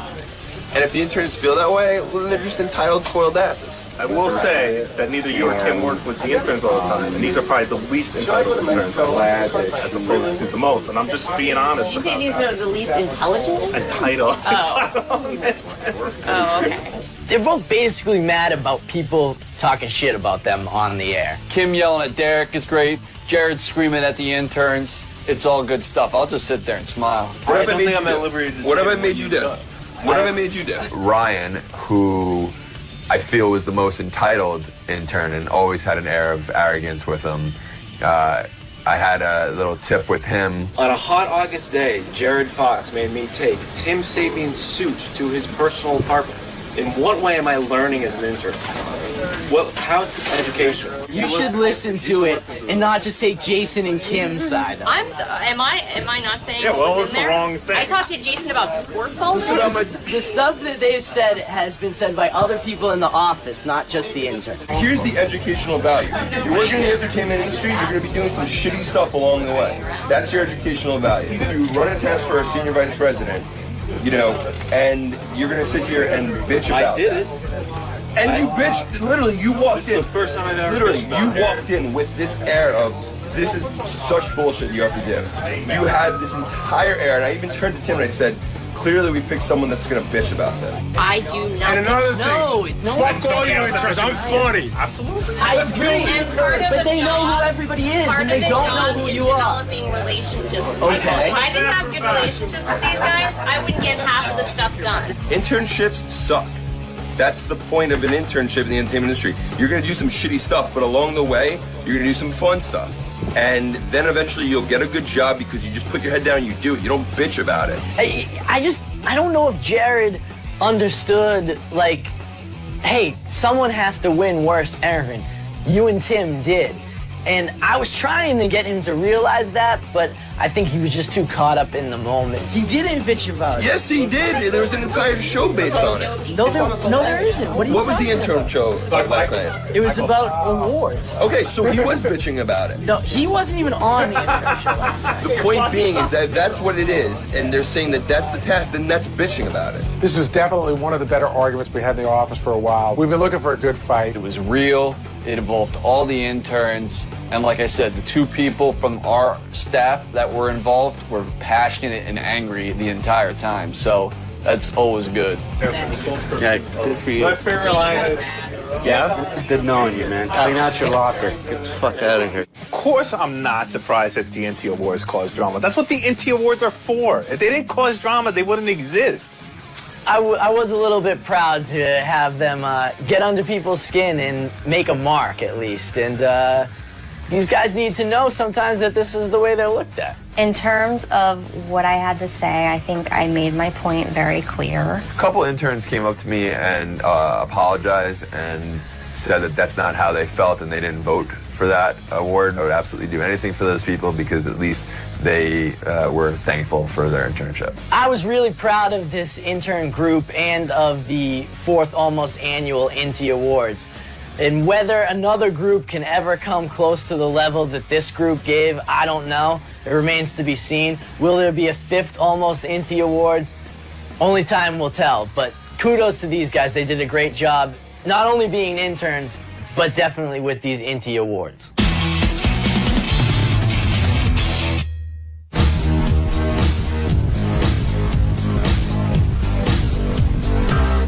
So about a week later, after the show, I'm in the office, and Will says all of a sudden on the internet he sees that Wiener is doing another press conference and he's gonna resign.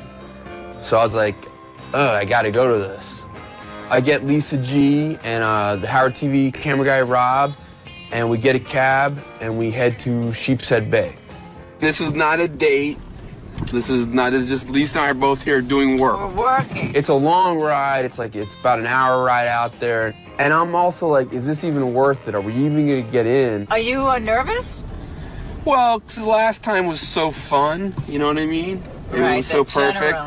Yeah, so a little bit. And also it's like a nervous of like getting in. Whereas last time I didn't worry about that. If it worked, it worked. Right. There's huge lines already to get into this place. I was wondering, like, would I be recognized? And was someone gonna stop me? We might have to get physical at least to get in. All right? That's all you. Some people did recognize me, but once you got in, they just let you in. So I was able to get a seat. So we're just sitting there waiting for it to start, and I'm still nervous, like, are we gonna get recognized and get thrown out? It started circulating around. He will not, even though this is a press conference, he will not take any questions. He's just gonna give the speech and leave. Yeah! You go, boy. And he announced that he resigned after, this was about 2.5, 3 minutes of speech. I'm actually shouting, no, no, no, you can't. Unfortunately, the distraction that I have created has made that impossible. So today I am announcing my resignation from Congress. No! Someone else did that pervert line, which I didn't do, but I've gotten blamed for. When all that murmuring and shouting starts from the crowd, and I already know he said he's not gonna take questions, I'm like, I gotta jump up and start doing it now. And he's already resigned, so I jump up and I do my first question. My neighbors can choose a new representative. Senator Wiener, the people must know. Why are you fully erect? The people demand to know. Why are you fully erect?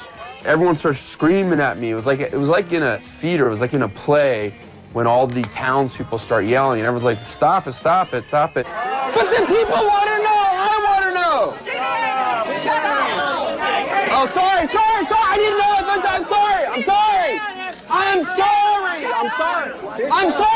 I'm sorry. I'm sorry. Hey. Sit down. Hello. Sit down. I'm sorry. I'm being an ass at this point, and I was just being obnoxious. So I sit down, another, I don't know, minute or so of speech goes by, and then I jump up with, We all agree. Senator Wiener, fool your nose! Are you more than 7 inches? Thank you. Senator Wiener, I also fool your want to nose! express my Are you gratitude more than 7 inches? to members of my staff. I'm curious, aren't you guys? There are young people who are not paid very Come on, much. who's with me? There are people Who's that with work me? very hard and very long hours. Ultimately, those people define the notion of... And he keeps on with the speech. Just as he ended the speech, and he's not taking any questions, but he starts walking away, I ask, will you maintain your hot physique and smooth, sexy chest? It's been written about that the cops like dragged me out, they tackled me, all this shit. That's all bullshit. The cops walked me out, were real nice. I just gotta be careful, okay? Yeah, no, take your time. That's the Howard Stern guy. I'm with him. Take your time. Thanks. I got it. I just gotta pick this up. Yeah, we just come down the city, that's all. Okay. They set up a press area for people to talk to me outside the senior center. It's all yours, guys. This is something that the people wanted to know, and I felt the people deserved the right to know. What's your name?